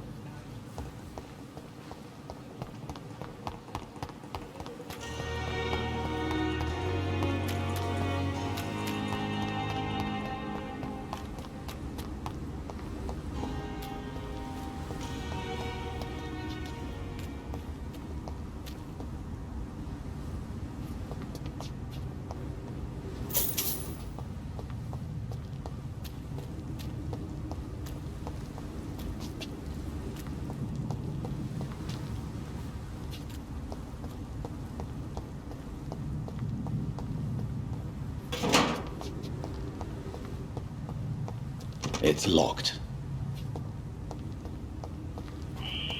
Scowl voices in the garden. I should investigate. If they were to find somebody.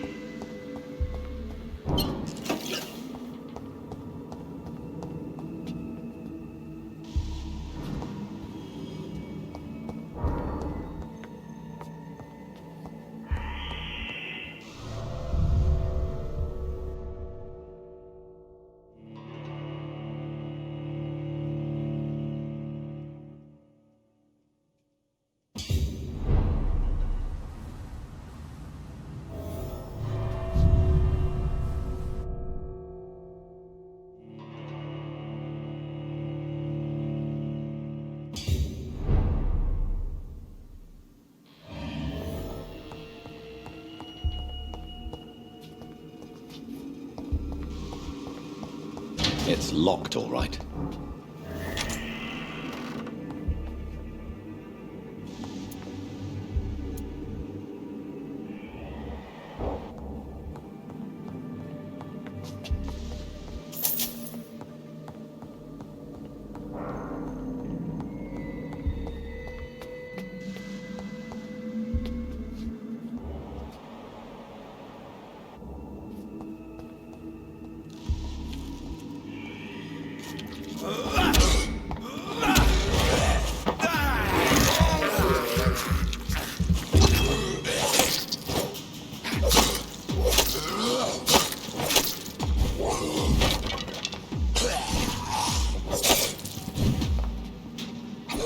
Behavior is similar to the infected William Bishop. Must be the same strain. This sickness moves faster than influenza.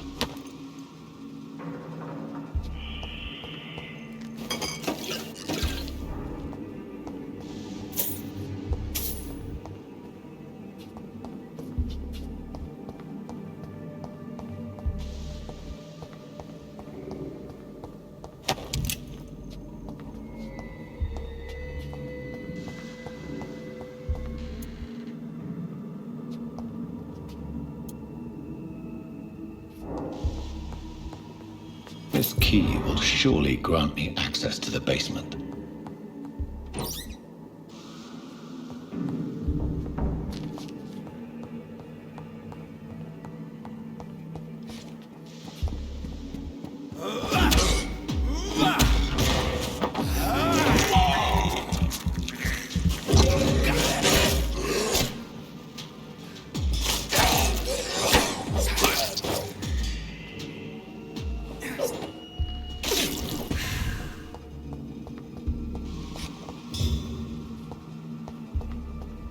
It's locked.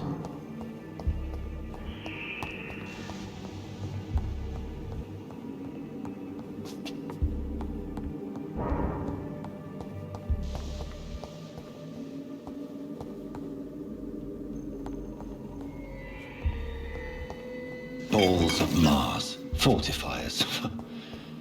As popular as they are ineffective. But they do contain iron tartrate, and that might prove itself useful.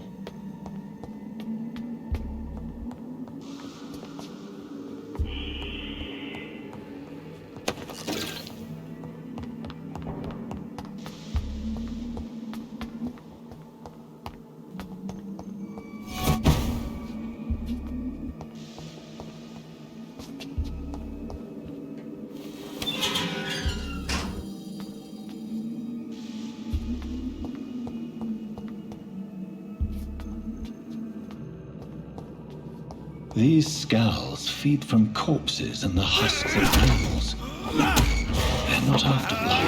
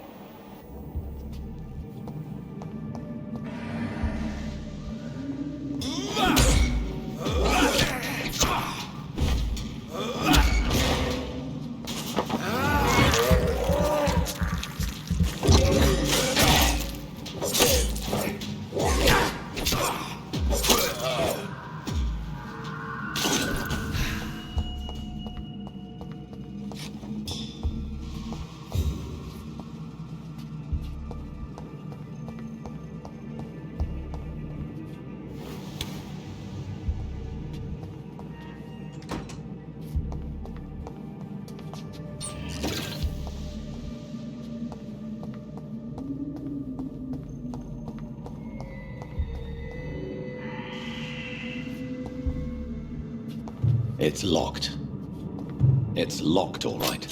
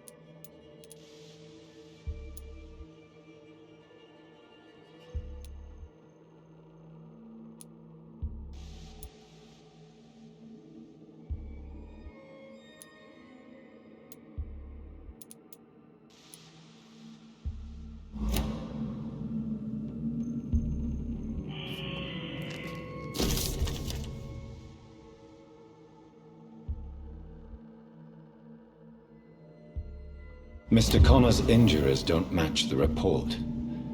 I'd better look into this.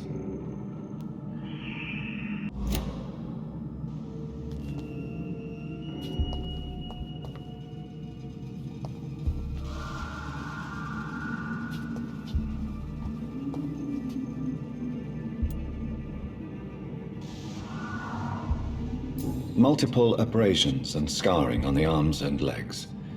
Old and distinctive injuries of a sailor or a fisherman.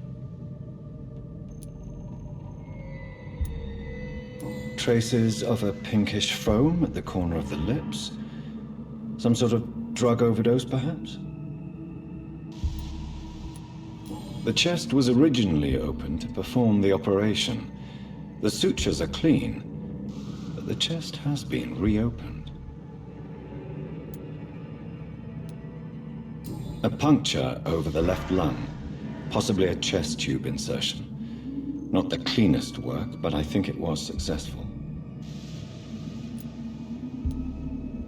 Signs of internal bleeding. So, Dr. Tippett's anesthetics were incorrectly dosed, causing the patient's death. And then, he tried to operate on him again. Tippett has made an egregious error. It's time we talked.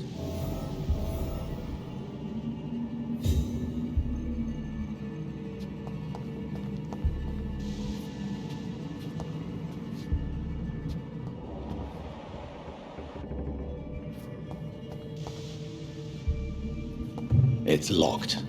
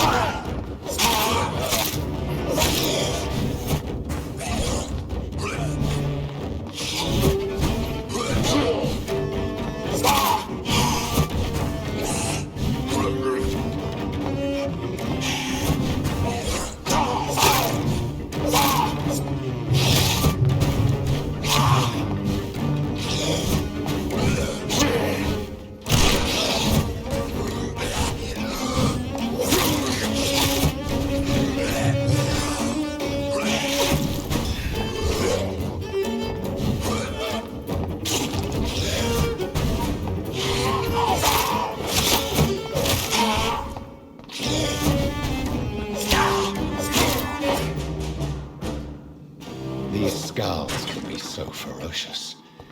I'm not sure I can defeat them without becoming stronger. To drink blood is so tempting.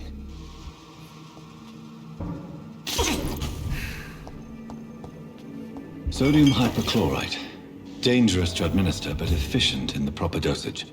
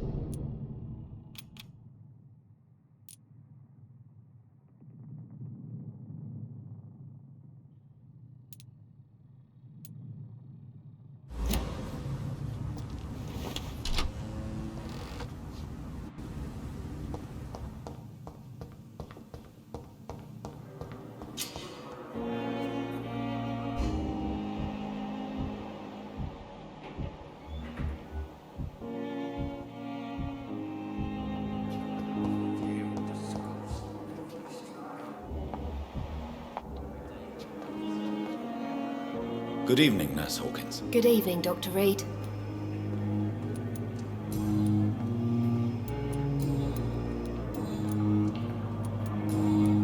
Goodbye, Nurse Hawkins.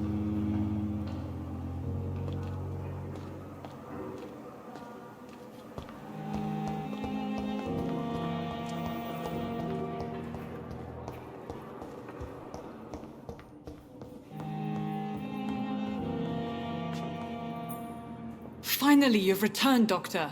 Did you find anything of value? Yes, Nurse. You've worked your first miracle, Doctor. Now, this patient here needs immediate treatment. Duty calls. When the storm has passed, I'll show you how to mix the remedy yourself with the same basic ingredients. Many thanks, Doctor. When you've finished, you ought to report to Dr. Swansea in his office. He's been looking for you. Seemed pressing.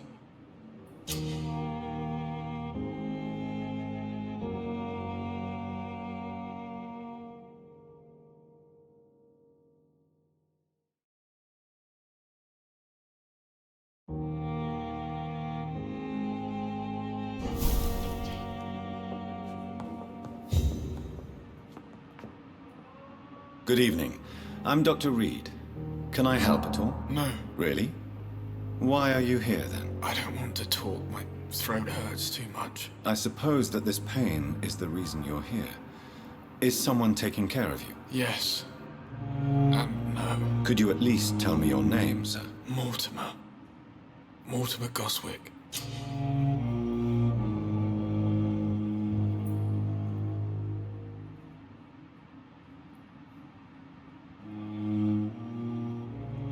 Do you need any help? I'm afraid I may, sir. I don't mean to be a burden.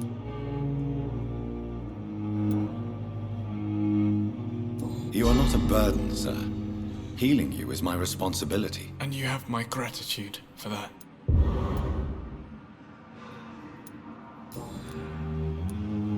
How painful is your throat, Mr. Goswick? So painful I'd rather not talk at all, Doctor. I'm sure you realize a doctor and his patient have to communicate, sir. Would it help if I gave you some paper and a pen? Not really. I see. Then maybe it's not just your throat that hurts, Mr. Goswick. Perhaps your sore throat is just the consequence of something more hurtful. Yes, maybe. But I don't want to talk or even write about it now. How painful is your throat, Mr. Goswick? So painful I'd rather not talk at all, Doctor. I'll let you get some rest, then. I'm all right. Don't waste your time with me. Good evening, madam. Can I help you? It's my son who needs you, sir. I'm Dr. Jonathan Reed. How can I help your son? I'm Beatrice Goswick, mother of Mortimer Goswick. Could you check on him, please, Dr. Reed? I've heard much of your talents as a physician.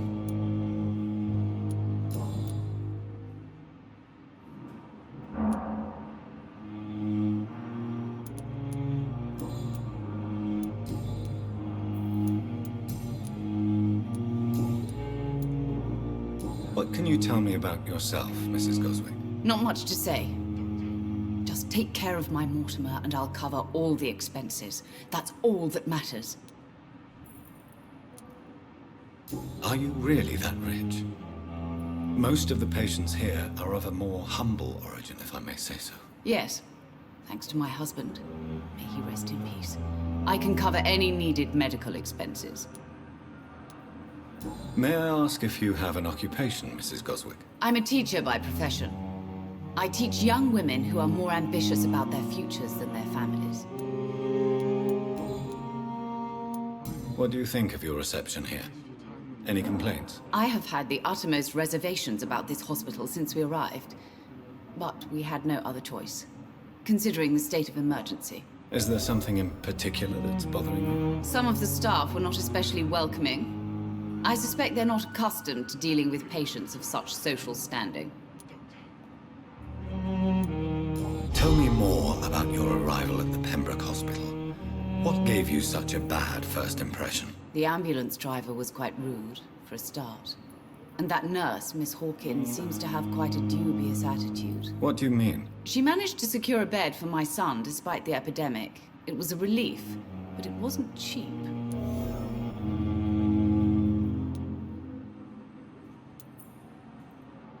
She charged you for a bed? Yes, and I paid without question, considering the urgency of the situation. I share your concern, Mrs. Goswick. Be sure that I'll talk to the people involved. I don't expect compensation, Dr. Reed. But I'm aware such behavior would not be tolerated in other hospitals.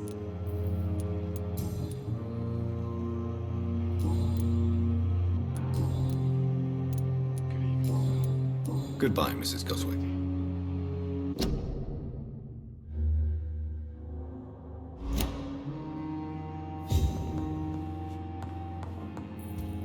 My sweet girl.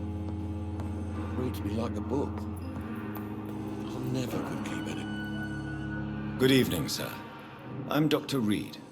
May I help you? I don't know if a third opinion is needed. Your colleagues are already arguing about my condition. I see. Would you mind telling me more about your situation? I'm Harvey Fiddick. All I want is to get me bloody arm fixed properly.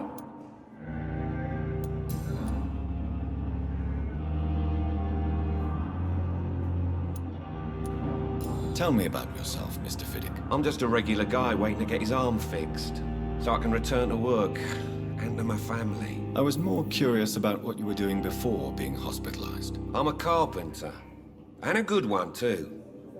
But that means I need both arms to feed my family, Dr. Reed. Tell me about the doctors who are arguing about your case. Strickland and Ackroyd. They both want the best for me, but there's a lot of pride there. Doctors are no different from carpenters, it seems. What do you mean? I often had professional arguments with rivals on a building site. Difference is, I disagreed about wooden nails, not flesh and bones. Are you satisfied with your treatment here? Well, it's clear that I've chosen a bad time to be injured. Forgive my bluntness, but you seem overwhelmed by cases of the flu. I won't lie to you about it. I'm afraid we are. Are you sure you don't want to operate yourself, Dr. Reed? I have the feeling you're very capable. And your colleagues seem to think so too. In other circumstances, you would be right. But for now, I don't think I can take on the responsibility. My apologies.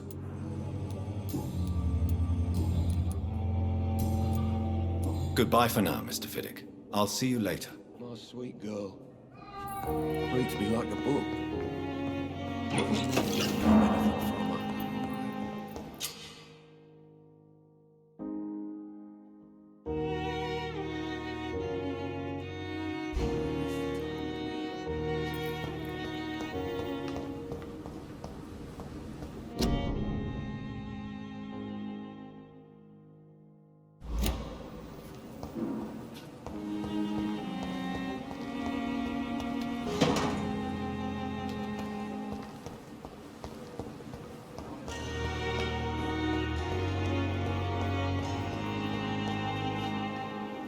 Good evening, sir. I'm Dr. Reed. I believe we're going to be colleagues. Reed? Yes, I've been informed about your arrival. I'm Waverly Ackroyd. Welcome aboard, I suppose. Does my arrival inconvenience you in some way, Dr. Ackroyd? Let us just say that I don't particularly share Dr. Swans's enthusiasm for hiring you. What we need here are reliable professionals, not overrated dabblers.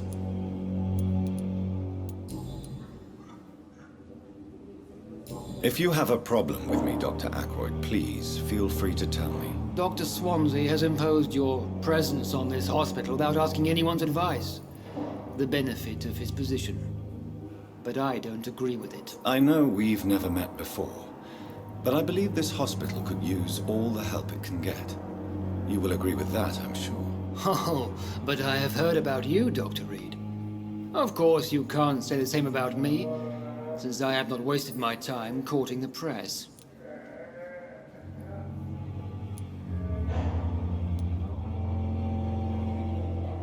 There is no need for such animosity between us. Don't you think the epidemic is already enough to deal with? That is one point we could agree on.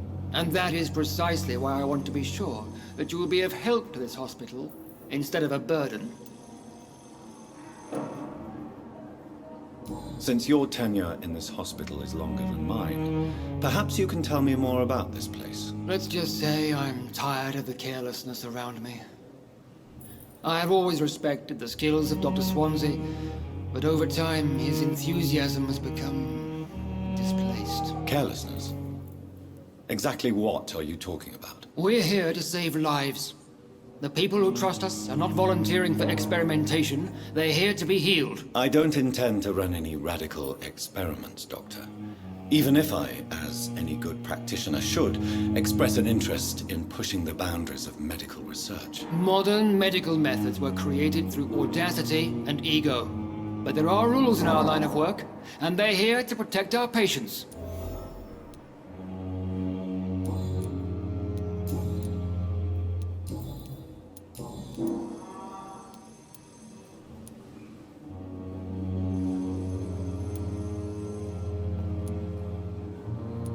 It seems you have bad memories of your military service. I refuse to see this industrial slaughter as scientific progress.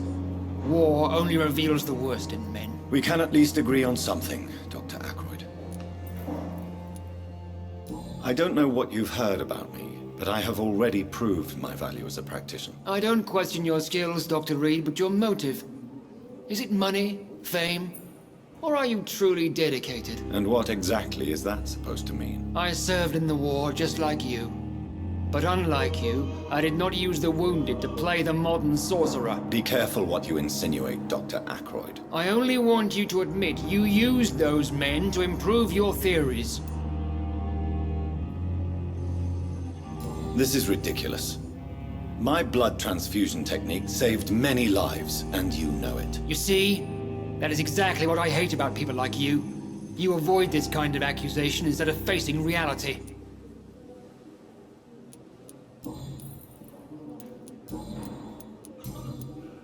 Thank you for your time. We'll talk later.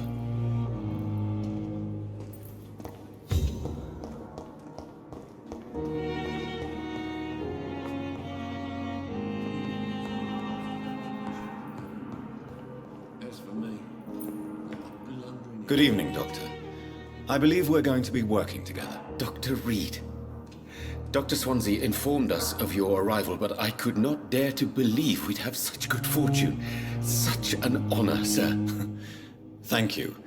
And you are? I am Thoreau Strickland, Dr. Thoreau Strickland. I'm a great admirer of your work, Dr. Reed.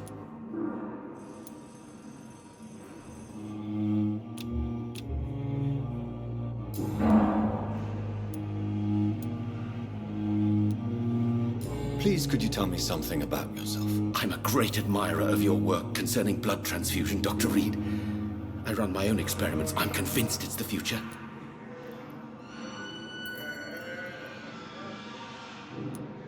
I based my technique on my mentor's research. He helped me perfect my method. What is yours? I'd rather not talk about it. For now, it's just theories at first approach. My process is purely experimental. And unsuccessful. As long as you're cautious and methodical, you may remain empty-handed, but you won't fail. You're not the first one to warn me, but I am convinced knowledge is the main weapon against the ravages of this epidemic. What made you choose to be a doctor? I'm not ashamed to admit you and your work have inspired me. I am honored to have the opportunity to work by your side. It's always a pleasure to share scientific and medical knowledge with someone eager to learn. I'll be glad to help you if I can. This epidemic may be the century's most terrible disaster, but I'm convinced that we, as doctors, are the only ones able to defeat it. What can you tell me about the Pembroke? Well, it has always been an honor to work with Dr. Swansea. But with your arrival, I can't think of a better opportunity to learn about blood transfusion.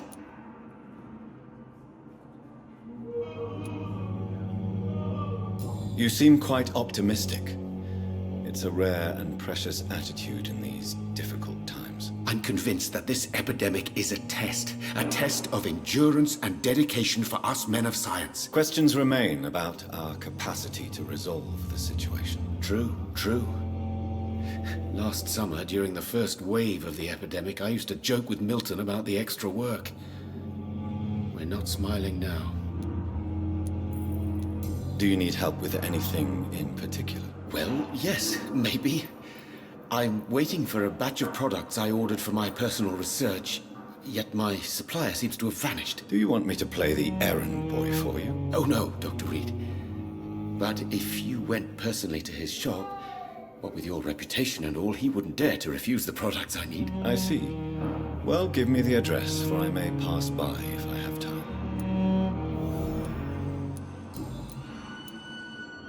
What do you think of Dr. Ackroyd's aversion to modern medical methods? It's a shame he's so narrow-minded. Dr. Swansea taught me that science is about exploring uncharted territory. I'm convinced that's true. With the influenza and all that's going on, you should put your differences aside, don't you think? Why is it so difficult to work together? I believe that if Dr. Ackroyd had been the one to discover the transfusion process, he would be the first to recommend its use. So you believe it's just a question of jealousy and pride? Dr. Ackroyd is as proud as he is blinded by his obsolete concept of medical science.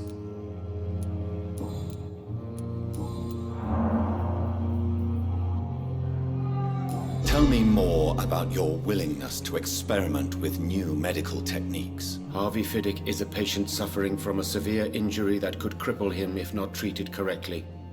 I'm convinced your blood transfusion technique could help him. What is it you really want? To save him, or to prove your point? Fair question. I want nothing but to save my patient, Dr. Reed. Especially since I know Mr. Fiddick's story.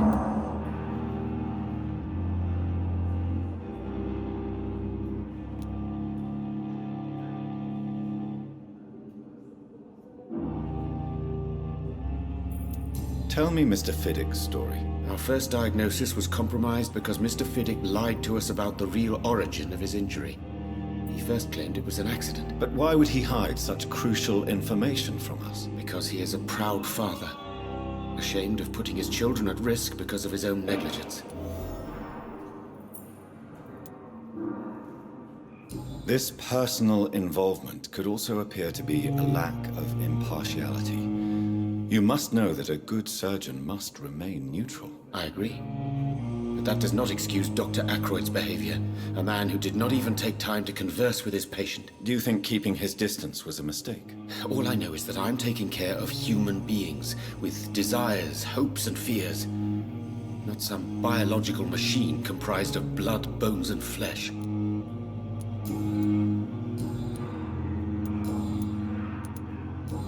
Goodbye, Dr. Strickland.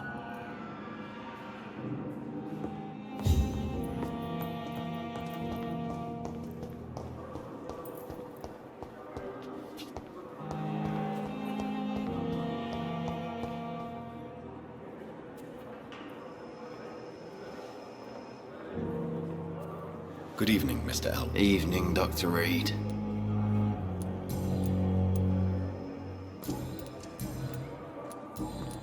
Goodbye for now, Mr. Elwood. I wish I could be sick again. Feel my blood boil with the fever. Disgust on every street corner. The daily routine. Good evening, Miss Howcroft. How are you tonight? I need blood, Doctor. Warm, rich, vibrant blood. Tell me, Thelma, why do you feel so attached to Mr. Elwood? Why him? I'm not sure, Doctor. I think we have a bond of some sort. We've both suffered so much. He's the only mortal I find interesting.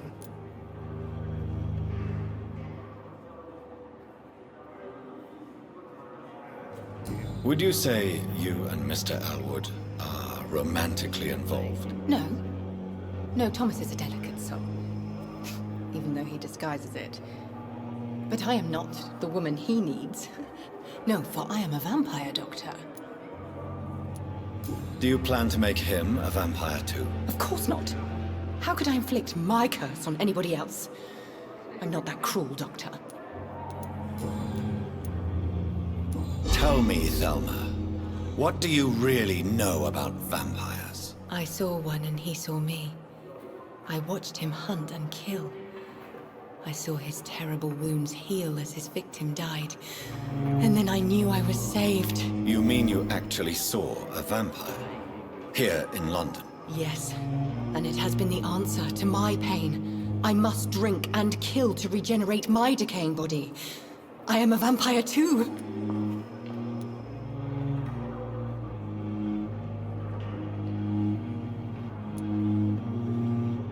You are no vampire. You are a delusional woman, convinced she is something she is not. How convenient to call delusional anyone who does not share your precious rationale, Dr. Reed. Tell me, Thel. I saw one and he saw me. You mean you actually... Yes. You are no vampire. How convenient.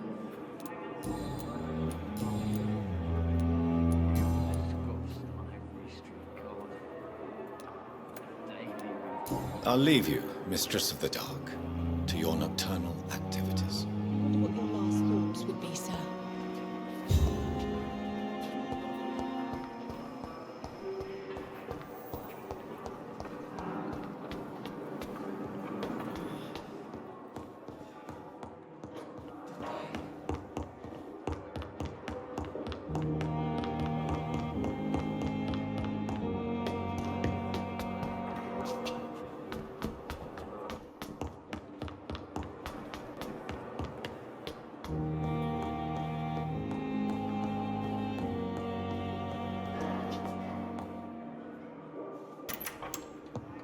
Please, Jonathan, come in.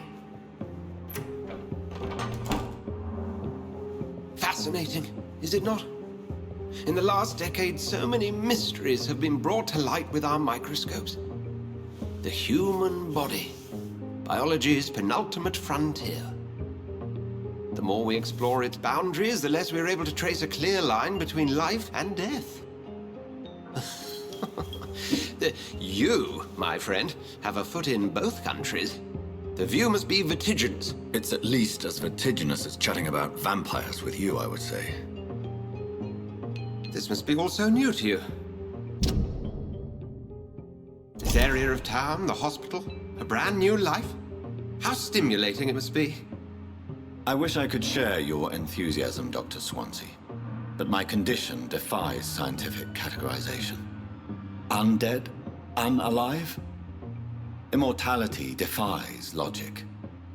I cannot express my thrill at this serendipitous turn of events. The world's most eminent specialist in blood transfusions, a vampire. One might say a gift from heaven.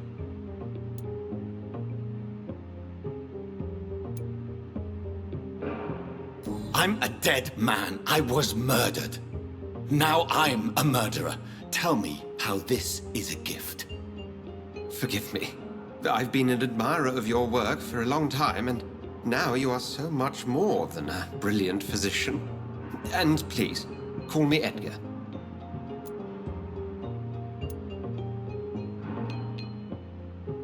There is no need to apologize, Edgar. You offered me sanctuary when I had none. Very well. I have a task for you, Jonathan. Something that will require all your newfound skills. Please, go on. The Pembroke only survives through the generosity of our benefactors. Unfortunately, our main donor has found herself in a bit of a bind. Now, if you could help her out... A spokesman or politician is what you need. That's not my calling. And until I come to understand what has happened to me, I require discretion. Discretion is in order, Jonathan. Lady Ashbury has recently received rather indelicate correspondence that, if revealed, would jeopardize her position. And you would like me to eradicate this threat? By the stole, of course not. I would just like you to pay her a visit. Her ladyship is certainly near the tents outside, tending the sick. You can't miss her. Look for someone impossibly delicate. Accepted. I'll see what kind of trouble Lady Ashbury is in. Do you need something, Jonathan? I have just a few questions. Then ask away. I'm at your service, Doctor.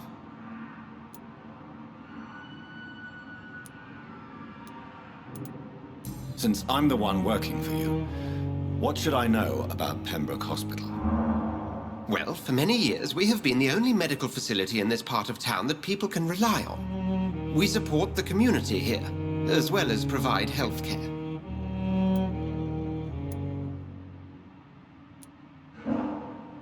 What do you expect of me? What we need is hope. You were a soldier. This is a war. This white coat's still a uniform. We fight to help the poor, the sick of the East End, the forgotten. Where do we stand today? Oh, to be honest, we cope on a day-to-day basis. The first wave of the Spanish flu last summer took us by surprise. We lack many of the basic necessities needed.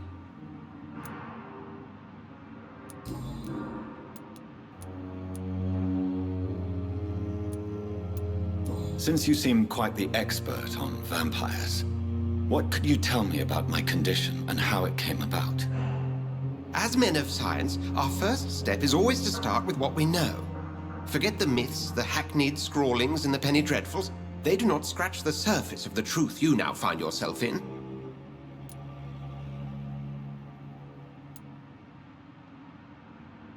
The sun. The morning following my transformation. Its rays burned me. There was pain, smoke, and my skin blackened. You will find there is very little that can kill a vampire, my friend. You have been offered relative immortality.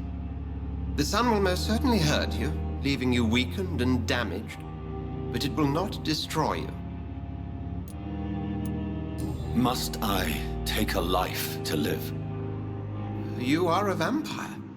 You feed, and blood is the sole sustenance that can sustain your immortal frame. And only a living creature contains the nourishment you require.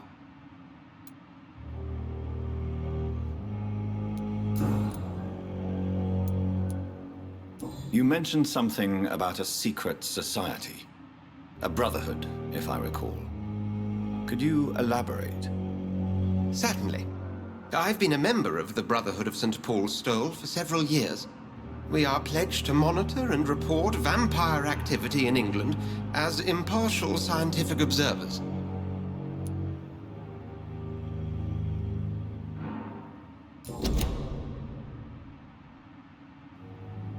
You mentioned something about a... Certainly. That explains your nightly wanderings about the docks and the questions you ask. I feel it wasn't mere coincidence that led us to that part of town. There was something as yet unseen that set those chain of events in motion. Yet you don't fear me. And still, you know the monster that lurks beneath the civilized surface. The Brotherhood has studied your kind for centuries. We believe you are as supernatural as a lion is to a gazelle. The man we pursued and slew in the canning factory, William Bishop, I believe, was he a vampire? He was a Skald, technically speaking. The debate rages as to their classification. Some think them a subspecies of vampire, others something else.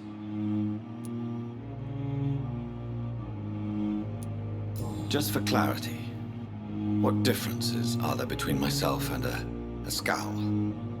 A Skald is easier to eliminate, Jonathan, even if they remain formidable foes for the unprepared. Vampires... Now, vampires exist beyond the mortal realm. How do Skalds come into existence? The name means slave. The etymology may indicate that they are a lesser species of vampire. From what I know, vampires tend to despise them.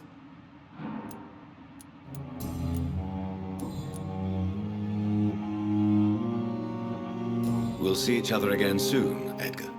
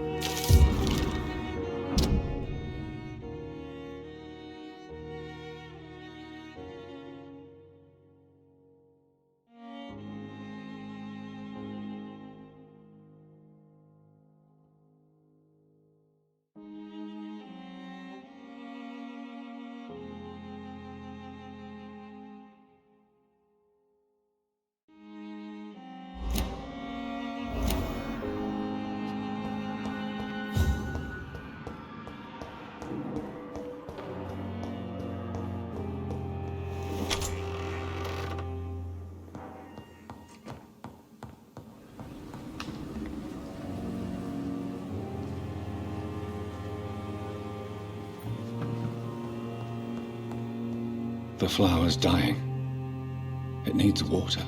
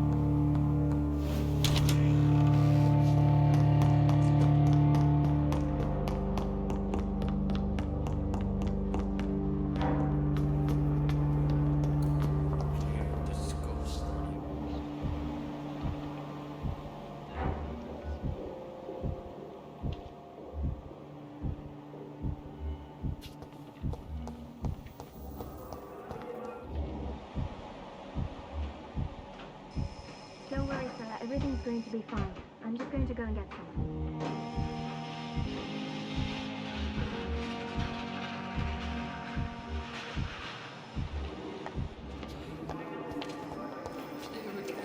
Good evening, Nurse Hawkins. Good evening, Dr. Reed.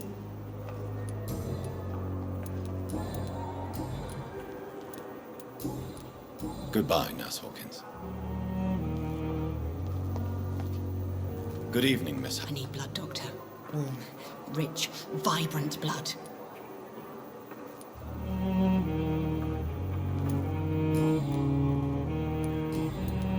Have you heard of any blackmailing going on within these walls? I have no time for mortal games. My secrets are beyond their comprehension, Dr. Reed. I'll leave you, Mistress of the Dark, to your nocturnal activities.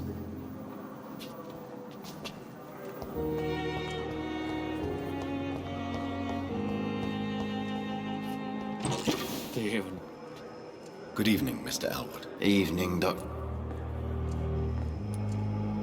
Have you heard rumors of underhand dealings in the hospital? If you want to know what's going on here, you better talk to Miss Jones.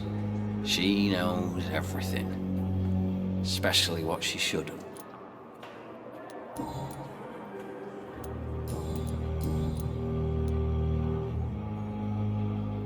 Why do you feel responsible for the injury, Thomas?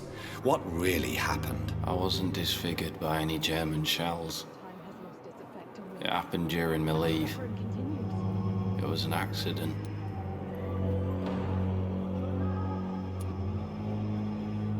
Tell me what really happened then. I went with a whore in Rouen. Dead drunk I was. The hotel was a shithole. There was a fire that night. Did you start the fire? Were you trying to avoid going back to the front? That's not uncommon, you know. No. It's just that I was asleep when the flames reached the room. The girl was long gone. Bitch never woke me up. Left me to burn. Why lie about it? Come on. It's one thing to come back disfigured by the Germans, and it's another to get injured in an accident that could have happened to anybody. Time has lost its effect on me, but the suffering continues. Beauty is not everything, Mr. Elwood. Says Mr. Pretty Face.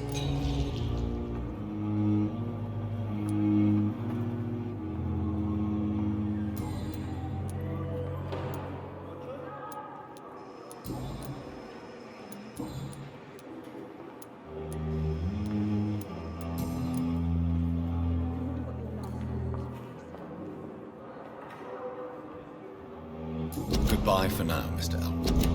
You disgust.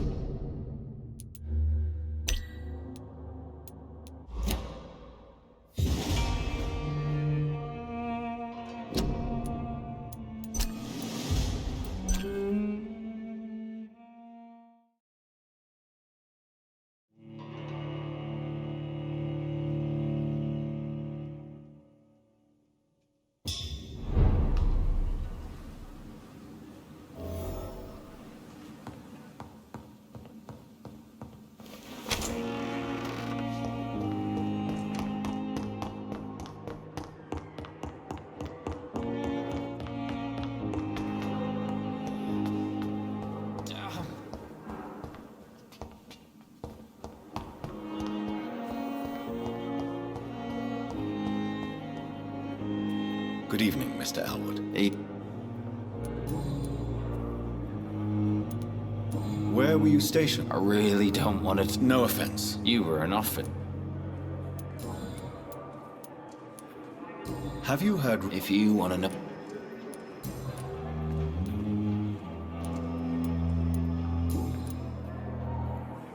Goodbye for now, Mr. Elwood. You disgust on every street corner. The daily routine. Hello again, Dr. Reed. I feel better already. Can I go soon? Goodbye, Mr. Hampton. We'll talk again later.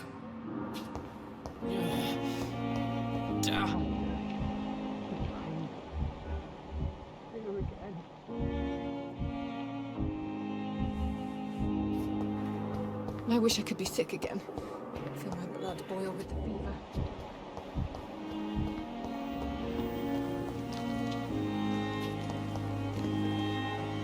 Good evening, sir.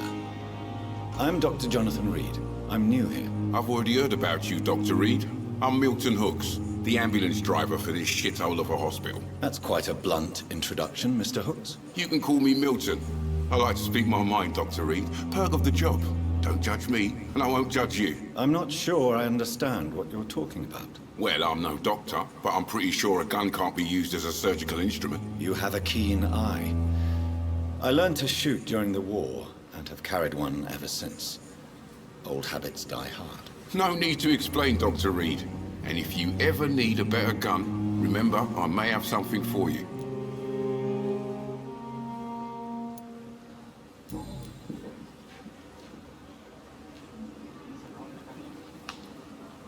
How is the situation around here? You want to hear the situation is all right? It's fucking awful. We lack everything, and it's getting worse every day. So what do you do exactly in this hospital? Apart from smuggling guns, I mean. I've been an ambulance driver since... too long, I guess. I'll bring sick people here night and day. It's a dirty job, but I get it done. Most of the time. It sounds like things have been a bit rough recently. What's happened? Yesterday I got attacked by the patient I was bringing here.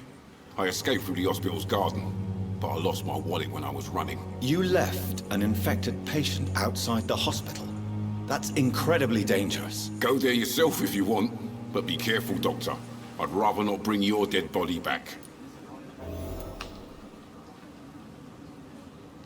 Since you're on the front line, how is the sanitary situation in this vicinity? It's a complete disaster. It's even getting dangerous to enter some streets or buildings. Even the locals attack you. Are you really smuggling weapons through the hospital? And why not? I've already been attacked by patients, you know. And by gang members willing to steal my money. But you're not defending yourself. You're selling guns to civilians. You keep people alive your own way, Doctor. I offer them another way to protect their health. Why do you have such a mediocre reputation among your colleagues, Milton? Fuck them. Nobody knows the horrors I've seen since working here. This city was sick long before the epidemic, Dr. Reed. I know it's a difficult task, but correct me if I'm wrong. Is this not the job you are paid to do? I've seen babies left to die while their brothers were properly fed. Underage girls and boys sold to all manner of perverts. I'm sorry, I don't know what to say. Yeah, exactly. We lack words. So excuse me if I don't look on the bright side of life.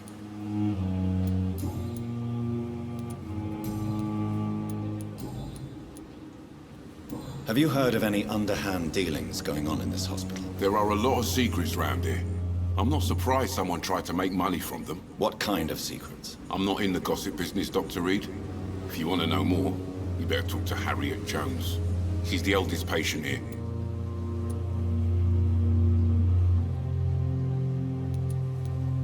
I'd like to see your goods. Wise choice, Dr. Reed. A reliable gun is what everybody needs these days.